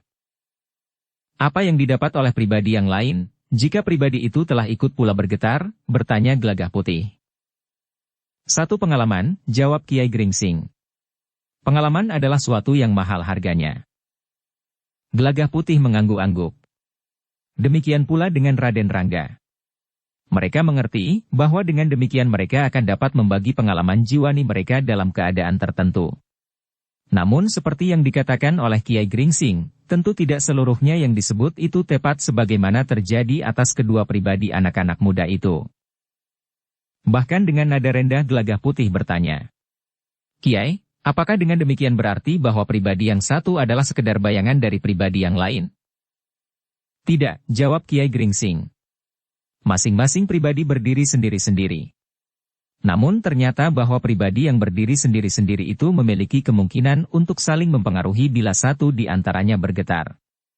Yang manapun. Apalagi apabila dengan sengaja mempersiapkan diri untuk menerima pengaruh itu, maka getarnya pun akan menjadi lebih jelas dan lebih keras. Kedua anak muda itu mengangguk-angguk. Dengan nada dalam Raden Rangga berkata, aku dapat menangkapnya Kiai, meskipun ada beberapa hal yang masih agak kabur. Baiklah Raden. Nanti pada saatnya, Raden dan Gelagah Putih akan memahaminya, berkata Kiai Gringsing selanjutnya. Bahkan jika ada yang sisip dari kebenaran, kalian berdua akan dapat mencari bagaimana seharusnya. Gelagah Putih menarik nafas dalam-dalam. Kemudian katanya, Kiai, petunjuk Kiai akan menjadi bekal kami. Kami akan mencari makna dari peristiwa itu berlandaskan kepada keterangan Kiai. Jika ada yang sisip, kami akan berusaha untuk mencari sebagaimana Kiai katakan. Kami mohon doa restu Kiai, agar kami pada saatnya dapat menemukannya. Berdoalah anak-anak muda. Seharusnya kalian mohon petunjuk kepada Yang Maha Agung. Dari sumber itulah kalian akan dapat melihat dengan hati yang terang dan bening, berkata Kiai Gringsing. Gelagah Putih menarik nafas dalam-dalam. Sementara itu Kiai Gringsing pun berkata, dengan petunjuknya pula kalian akan memberikan arti dari kurnia yang telah kalian terima itu, serta yang masih akan dilimpahkan kepada kalian. Ya Kiai, berkata Raden Rangga dengan suara yang dalam. Kami memang harus selalu memandang kepadanya. Dan kami pun sadar, bahwa kami tidak akan mampu mengerti semua kehendaknya. Nah, anak-anak muda. Yang bakal datang adalah tugas yang akan kalian masuki. Berhati-hatilah kalian dalam tugas yang berat itu, berkata Kiai Gringsing kemudian. Namun demikian, Kiai Gringsing telah minta kedua anak muda itu untuk bermalam lagi di padepokannya. Baru di hari berikutnya, pagi-pagi benar keduanya telah siap meninggalkan padepokan Kiai Gringsing, melanjutkan perjalanan mereka yang masih panjang. Di regol padepokan itu Raden Rangga pun telah berdesis. Kiai, aku telah memperhatikan semuanya yang ada di padepokan ini. Semuanya memberikan arti. Baik kegunaannya, hasilnya yang dapat dipetik, atau memberikan keasrian. Aku sekali lagi mohon maaf, bahwa aku telah merusakkan taman karena gejolak perasaanku yang tidak terkendali. Dalam waktu singkat, semuanya akan pulih kembali, berkata Kiai Gringsing. Namun aku tidak tahu, apakah aku masih sempat untuk menyaksikan lagi, berkata Raden Rangga. Ah, jangan berkata begitu Raden, potong Gelagah Putih. Jika kita kembali nanti dari tugas kita akan singgah di padepokan ini. Raden Rangga memandang Gelagah Putih sambil tersenyum.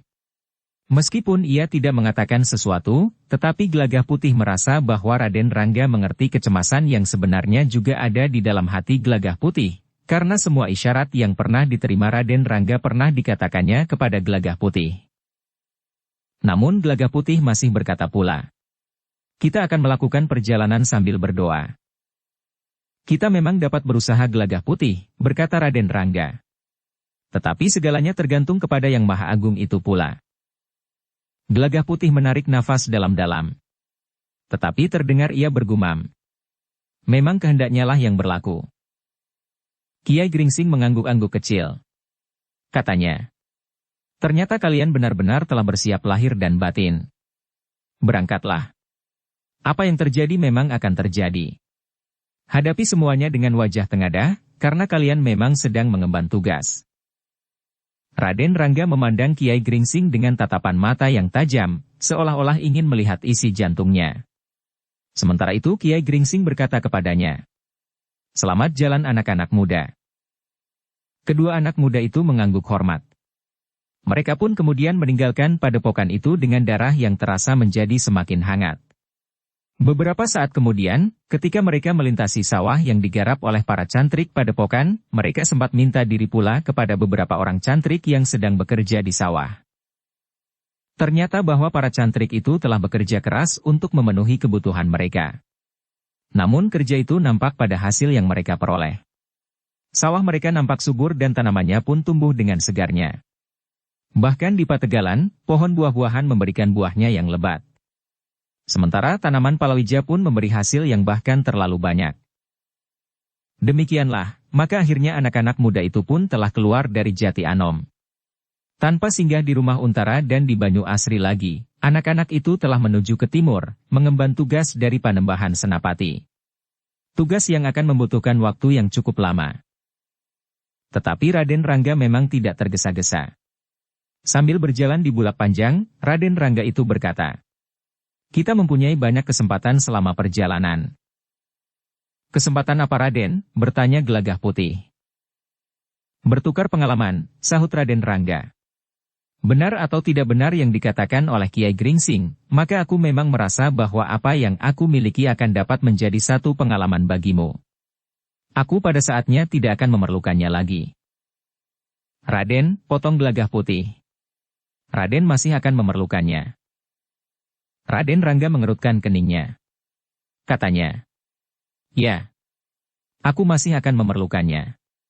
Tetapi jika yang aku miliki itu aku tuangkan kepadamu, maka hasilnya tidak seperti cairan di dalam mangkuk yang akan menjadi kering.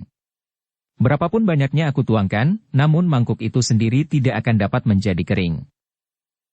Gelagah Putih mengangguk, sementara Raden Rangga berkata, "Mungkin itulah maksud Kiai Gringsing, bahwa pengalaman kita dapat berbagi. Sumber bunyi itu tidak akan berkurang nyaringnya, jika ada lempeng perunggu yang lain yang ikut tergetar karenanya." "Aku mengerti maksudnya," berkata Gelagah Putih. Raden Rangga mengangguk-angguk. Tetapi ia tidak langsung menanggapinya. Demikianlah mereka berjalan menyusuri jalan-jalan persawahan. Sekali-sekali Raden Rangga mempermainkan tongkatnya. Namun kemudian menyelipkannya di punggungnya, apabila ia ingin berjalan sambil melenggang. Beberapa padukuhan telah mereka lewati, sementara itu tidak ada hambatan apapun yang mereka jumpai. Namun demikian Raden Rangga itu pun berkata, "Gelagah Putih. Seperti dikatakan Kiai Gringsing, kita akan melalui jalur jalan yang mungkin sangat berbahaya. Banyak padepokan yang tidak mengakui kuasa Mataram, dan bahkan jalur ini agaknya merupakan jalur jalan kembali dari orang-orang yang telah gagal untuk menyingkirkan Panembahan Senapati dan mengacaukan Mataram dari pusat pemerintahannya." Gelagah Putih mengangguk-angguk. Dengan nada datar ia berkata, "Dengan demikian kita memang harus sangat berhati-hati. Kita akan berusaha sejauh mungkin menghindari persoalan-persoalan dengan mereka, agar perjalanan kita tidak justru terlalu lama terhambat. Apalagi jika kita justru mengalami kegagalan sebelum kita melakukan tugas pokok kita. Raden Rangga mengangguk-angguk, sementara Gelagah Putih berkata, seperti orang-orang yang menginginkan kudaku pemberian Raden itu. Ternyata mereka telah terjerat ke dalam persoalan yang justru bukan tugas mereka, dan bahkan merugikan tugas itu sendiri. Raden Rangga menarik nafas dalam-dalam. Dipandanginya jalan yang terbentang di hadapannya. Jalan yang panjang sekali. Namun tiba-tiba saja ia berkata, Gelagah Putih, kita memang tidak akan mencari persoalan. Tetapi jika persoalan itu datang dan mendesak kita pada suatu keadaan yang tidak mungkin dihindari, maka kita tidak mempunyai pilihan lain. Selain itu, tiba-tiba saja timbul satu keinginan padaku untuk menempuh laku di saat-saat terakhir ini dengan tapang rame. Apa maksud Raden? Bertanya Gelagah Putih. Kesempatanku tinggal sedikit Gelagah Putih. Untuk memberikan warna terakhir dari kehadiranku yang tidak panjang ini, maka aku akan menempuh laku seperti yang aku katakan. Tapang rame adalah salah satu jenis dari beberapa macam laku bertapa yang paling baik bagiku. Jika kita bertapa di tempat terasing, maka yang terjadi itu adalah persoalan kita yang sangat pribadi. Kita sendiri, tanpa melibatkan orang lain. Tetapi tapang rame, lain. Tapang rame adalah satu laku untuk menyatakan cinta kita kepada sesama. Dalam laku itu, maka seseorang harus bersedia memberikan pertolongan apapun juga kepada orang lain yang memerlukannya. Dengan demikian, laku yang kita tempuh tidak mengasingkan kita dari kehidupan. Tetapi justru memberikan bentuk pada hubungan kita dengan sesama. Karena sebenarnya lah ilmu yang kita miliki harus kita amalkan. Jika kita memilikinya tetapi hanya kita simpan saja di dalam diri kita, maka ilmu itu tidak banyak berarti bagi sesama. Gelagah Putih menarik nafas dalam-dalam. Namun kemudian katanya, aku tidak menolak Raden. Tetapi kita harus tetap dalam garis besar dari perjalanan kita. Yaitu mengemban tugas Panembahan Senapati. Raden Rangga seakan-akan tidak mendengar jawaban Gelagah Putih. Bahkan ia berkata selanjutnya, jika kita tidak berbuat sesuatu, maka semisal sebatang pohon, maka kita adalah sebatang pohon yang tumbuh subur. Tetapi yang ada hanyalah daunnya saja yang rimbun.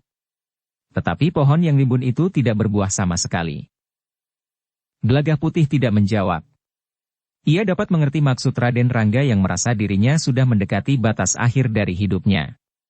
Isyarat yang setiap kali datang itu seakan-akan meyakinkan anak yang masih sangat muda itu, bahwa umurnya memang tidak akan panjang lagi. Dengan demikian maka untuk beberapa saat lamanya keduanya saling berdiam diri. Mereka berjalan menyusuri jalan-jalan yang menghubungkan antara padukuhan dengan padukuhan. Namun kadang-kadang mereka pun telah melintas di pinggir hutan yang tidak terlalu lebat. Namun jalan itu bukannya jalan yang sepi.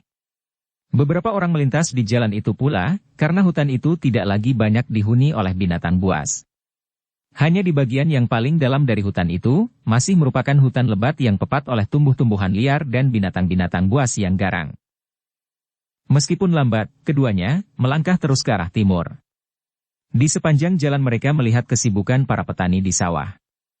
Mereka melihat orang-orang yang bekerja keras di bawah sinar matahari yang semakin panas.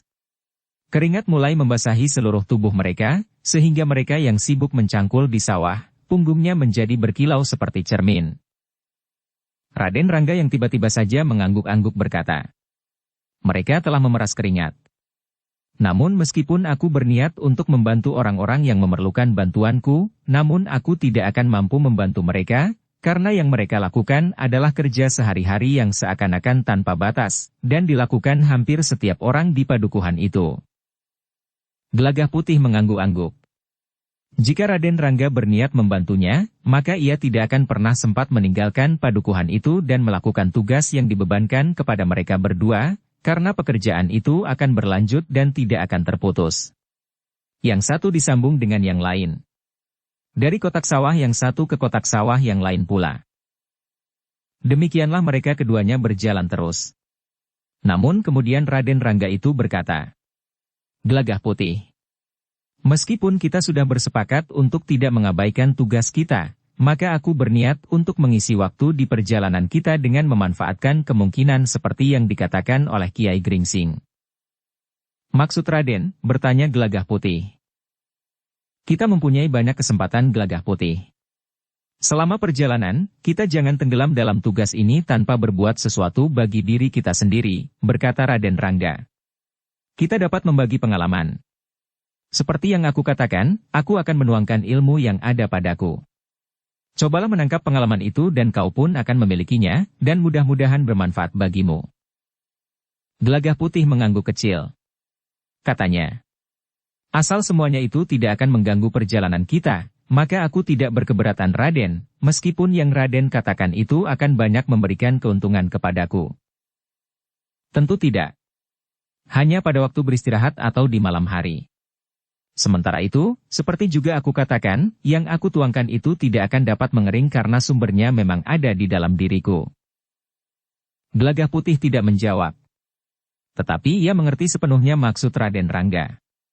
Bukan hanya untuk menuangkan ilmunya kepadanya, tetapi sebenarnya lah bahwa di balik niatnya itu tersembunyi sikap pasrahnya, bahwa ia memang akan segera pergi. Namun ia tidak ingin membawa semua miliknya itu, sehingga ia ingin mewariskan kepadanya. Tetapi Gelagah Putih tidak akan mengecewakannya. Ia akan menerima apapun yang akan diberikannya, meskipun Gelagah Putih berharap bahwa isyarat yang selama ini diterima oleh Raden Rangga itu mempunyai makna lain daripada kepergiannya itu. Sebenarnya lah apa yang dikatakan oleh Raden Rangga itu. Jika malam turun dan keduanya telah menemukan tempat untuk beristirahat yang pada umumnya di tempat yang terpencil, maka Raden Rangga telah mengajak Gelagah Putih untuk berlatih. Mereka telah bertempur seakan-akan bersungguh-sungguh. Bahkan sekali-sekali Gelagah Putih benar-benar kesakitan oleh sentuhan tangan Raden Rangga yang serasa membakar kulitnya. Namun Gelagah Putih pun telah memiliki daya tahan yang sangat besar, sehingga kemampuannya itu telah mengatasi perasaan sakit di tubuhnya. Dengan latihan-latihan itu Gelagah Putih telah meningkatkan kemampuan tata geraknya. Meningkatkan kecepatannya bergerak serta pengeterapan tenaga cadangannya yang tinggi. Dengan demikian maka Gelagah Putih telah sampai kepada tingkat kekuatan yang jarang ada bandingnya. Tenaga cadangannya menjadi bagaikan berlipat, serta dukungan kekuatan wadaknya pun benar-benar mengagumkan. Namun jika di malam hari Gelagah Putih telah melakukan latihan yang sangat berat, maka kadang-kadang di pagi harinya, ia agak terlambat siap, sehingga perjalanan mereka pun mulai mereka lakukan ketika matahari sudah naik. Tetapi Raden Rangga tidak berkeberatan. Bahkan kadang-kadang ia tertawa melihat Gelagah Putih berjalan dengan kaki yang agak terasa sangat berat sebelah karena latihan yang sangat berat di malam harinya. Namun latihan-latihan itu bukannya sia-sia. Kemampuan Gelagah Putih memang meningkat semakin tinggi. Kemampuannya menguasai dan mempergunakan tenaga cadangannya benar-benar telah mapan, sehingga Gelagah Putih pun telah memiliki kekuatan yang sangat besar, meskipun belum sebesar Raden Rangga. Tetapi apa yang dapat dilakukan oleh Gelagah Putih sulit untuk dapat dilakukan orang lain. Bukan saja yang seumur sebayanya. Hanya orang-orang tertentu sajalah yang akan dapat mengimbanginya mempergunakan tenaga cadangan sebagaimana dapat dilakukan. Ketika tenaga cadangan Gelagah Putih telah menjadi semakin mapan, Raden Rangga telah mempergunakan cara yang lain untuk menyalurkan kemampuannya. Dengan jujur Raden Rangga melakukannya, karena anak muda itu mempunyai kepercayaan yang utuh kepada Gelagah Putih, yang selama mereka berhubungan telah banyak dikenalnya sifat dan sikap lahir batinnya. Di malam hari, di tempat yang tersembunyi, Raden Rangga dan Gelagah Putih telah duduk berhadapan. Keduanya melekatkan telapak tangan masing-masing yang satu dengan yang lain. Dengan kemampuan yang ada di dalam diri mereka, maka mereka telah berusaha untuk menyalurkan pengalaman Raden Rangga dalam penjelajahan ilmu kepada Gelagah Putih. Getaran dalam diri Raden Rangga memang seolah-olah menjalar ke dalam diri Gelagah Putih, yang menurut pengertian Kiai Gringsing, getaran dalam diri Raden Rangga telah menyebabkan getaran pula di dalam diri Gelagah Putih dengan nada yang sama. Jika Gelagah Putih mampu menyadap getaran itu sebagai satu pengalaman di dalam dirinya, maka ia akan mampu memanfaatkannya. Demikianlah, maka usaha yang hanya dapat dilakukan dengan sangat lamban itu sedikit demi sedikit berarti juga kepada Gelagah Putih. Beberapa kali hal itu diulangi, sehingga keduanya menjadi sangat letih. Sementara itu, Gelagah Putih pun telah mampu memilahkan kemampuannya yang mendasar di dalam dirinya serta kemampuan yang disadapnya dari Raden Rangga, dengan cara berbeda sebagaimana dilakukannya di bawah bimbingan kedua orang gurunya. Namun dalam pada itu, Raden Rangga pun berkata, "Gelagah Putih, yang kau dapatkan daripadaku memang berbeda dengan yang kau dapatkan dari kedua gurumu. Yang mampu menyusup dan menggetarkan pengalamanmu tidak lebih dari bahan mentah yang masih harus kau olah dan kau matangkan di dalam dirimu. Sementara yang kau terima dari kedua gurumu adalah ilmu yang sudah masak, yang meskipun masih perlu kau kembangkan di dalam dirimu, namun kau sudah siap mempergunakannya pada tahap-tahap tertentu." Gelagah Putih mengangguk-angguk. Namun ia sadar bahwa ia harus berhati-hati mengeterapkan ilmu yang diterimanya dari Raden Rangga, sebagaimana pernah diperingatkan oleh kedua gurunya. Ia tidak boleh dengan serta-merta mempergunakannya. Sehingga karena itu, maka Gelagah Putih memerlukan waktu-waktu tertentu untuk mencoba dan menguji apakah ilmu yang diterimanya itu dapat luluh dengan ilmu yang sudah ada di dalam dirinya. Ternyata Gelagah Putih memiliki tingkat kecerdasan yang tinggi. Ia mampu mengeterapkan cara yang pernah dipergunakan oleh kedua gurunya untuk menilai ilmu yang pernah diterimanya dari Raden Rangga pada waktu itu dalam hubungan dengan ilmu yang telah ada di dalam dirinya. Juga cara kedua gurunya itu saling menyesuaikan ilmu yang mereka berikan kepada Gelagah Putih. Dengan demikian, maka di sepanjang jalan ilmu Gelagah Putih pun menjadi semakin meningkat, meskipun tidak melonjak.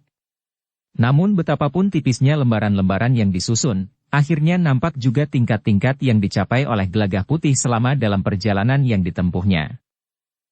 Ketika keduanya berada di tebing sebuah sungai yang curam, maka dengan sengaja keduanya menelusurinya sampai ke tempat yang tersembunyi. Ketika malam turun, maka Gelagah Putih telah mencoba mempergunakan ilmunya, yang dapat dipancarkannya dengan menghentakkan kedua belah tangannya sambil membuka telapak tangannya ke arah sasaran. Ternyata hasilnya mengagumkan. Meskipun tidak terlalu jauh melonjak, namun kekuatan yang terpancar dari dirinya itu benar-benar telah menunjukkan bahwa Gelagah Putih adalah seorang anak luar biasa. Raden Rangga yang menyaksikan hasil dari jerih payah mereka berdua itu pun tersenyum. Kemajuan yang dicapai oleh Gelagah Putih memberinya kepuasan. Dengan demikian maka kawannya memasuki daerah yang gawat adalah seorang yang berilmu tinggi.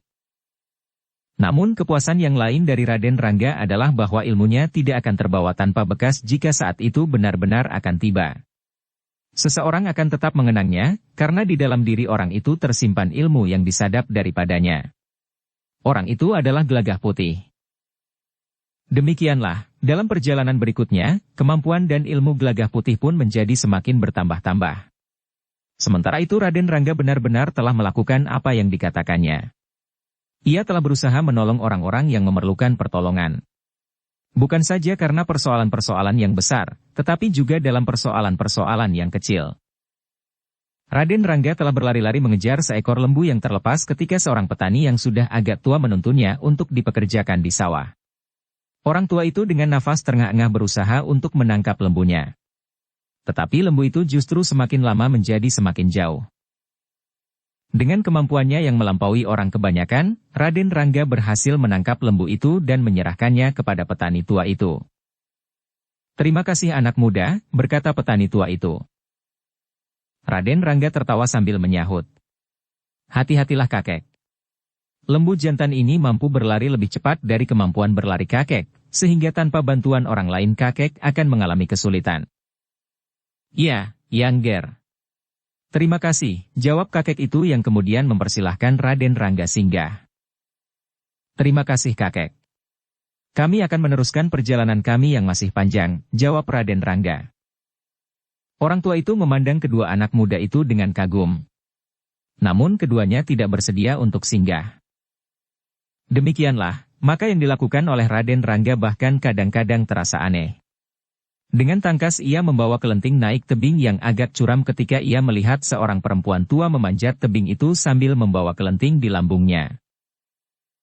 Namun Raden Rangga ternyata sempat juga menolong seorang anak muda yang justru sebaya dengan dirinya dari kegarangan seekor harimau yang disangkanya sesat dan keluar dari hutan. Ketika Raden Rangga berjalan bersama Gelagah Putih menjelang senja, tiba-tiba saja ia mendengar seseorang berteriak minta tolong. Tanpa menunggu lagi, maka keduanya telah meloncat ke arah suara itu.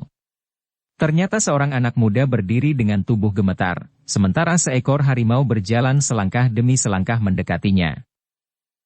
Raden Rangga menarik nafas dalam-dalam.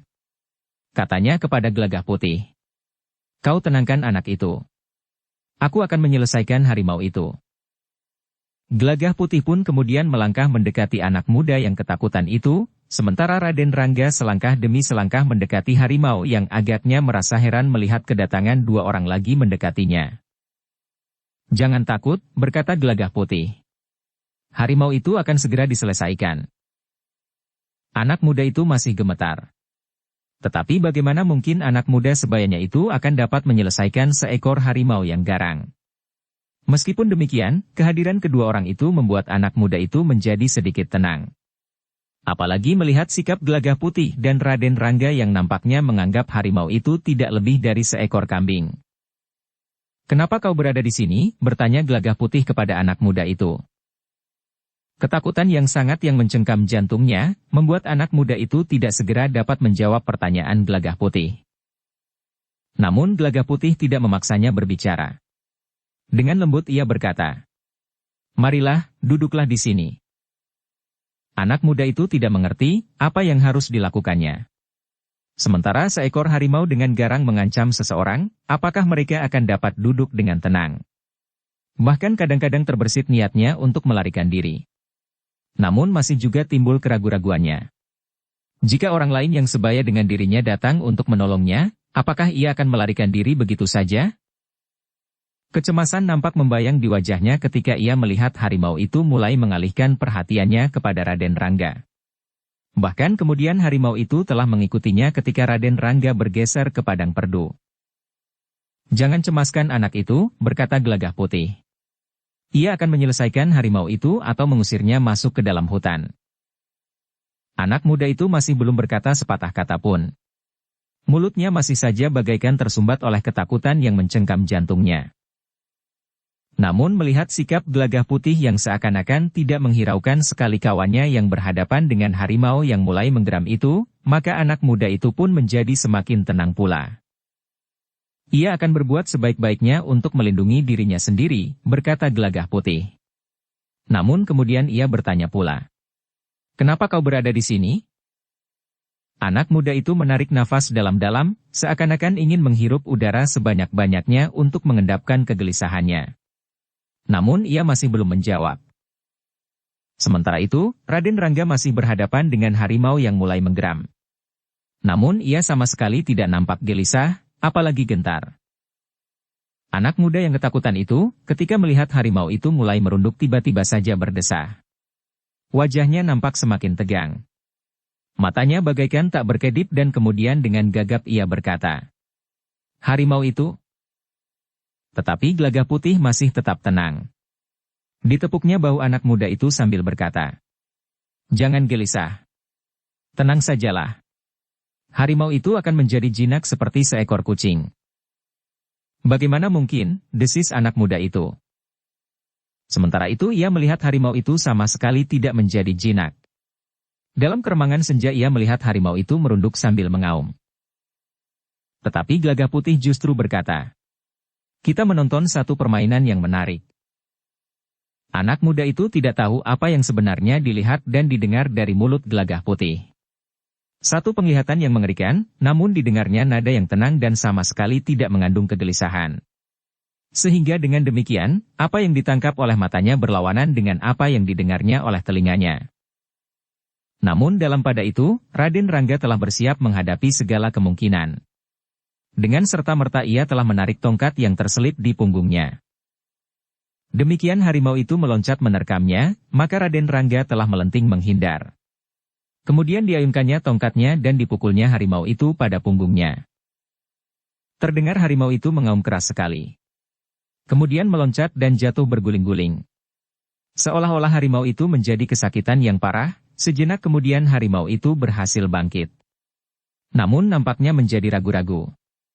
Perlahan-lahan harimau itu berjalan mengitari Raden Rangga. Tetapi harimau itu tidak lagi nampak terlalu garang. "Nah, kau lihat," berkata Gelagah Putih. "Harimau itu mulai menjadi jinak." Sementara itu Raden Ranggalah yang melangkah mendekat. Tongkatnya terjulur lurus ke depan. Sementara itu harimau itu pun kemudian berhenti sambil menggeram. Tiba-tiba saja harimau itu meloncat pendek menerkam Raden Rangga yang semakin dekat. Sekali lagi Raden Rangga meloncat. Dan sekali lagi Raden Rangga mengayunkan tongkatnya mengenai tengkuk harimau itu.